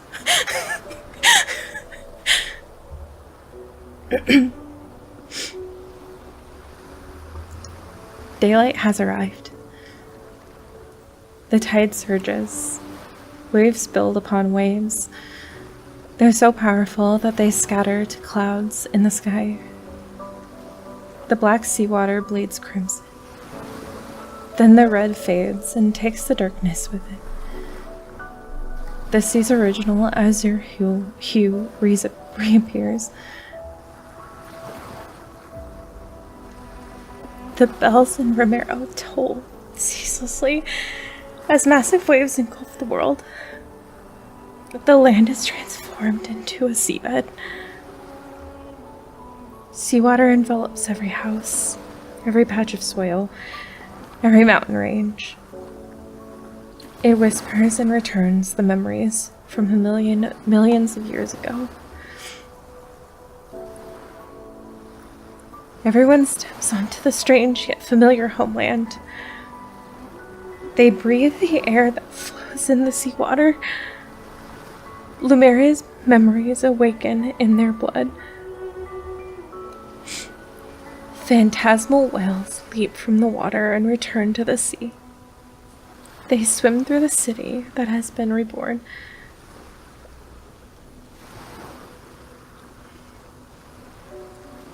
The sea god stares at his hand. There lies the pearl ring given to him by the young woman. It still gleams with a lustrous radiance. It's gentle. It gently encircles his finger. It's like her embrace that never lets him go. It shall keep him bound to the sea forever.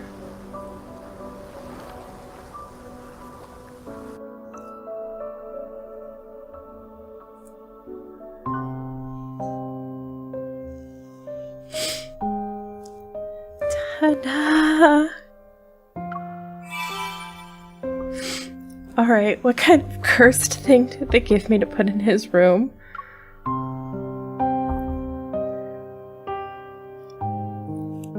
He found another romantic soul, just as he had wished, and fell in love under the gaze of waves and moonlight.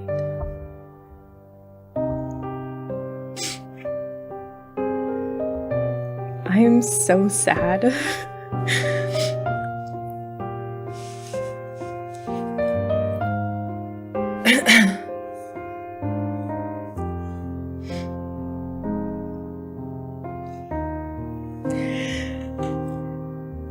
Why do they always make these so sad? You guys will be hearing me read Silas's Myth when it comes to rerun. And that one destroys me too. If they had given the seashell necklace as a decorator, I'd lose it. I would have too. I would have been so sad. It would have been cool if they gave a necklace. I think they would have had too many sad people for that.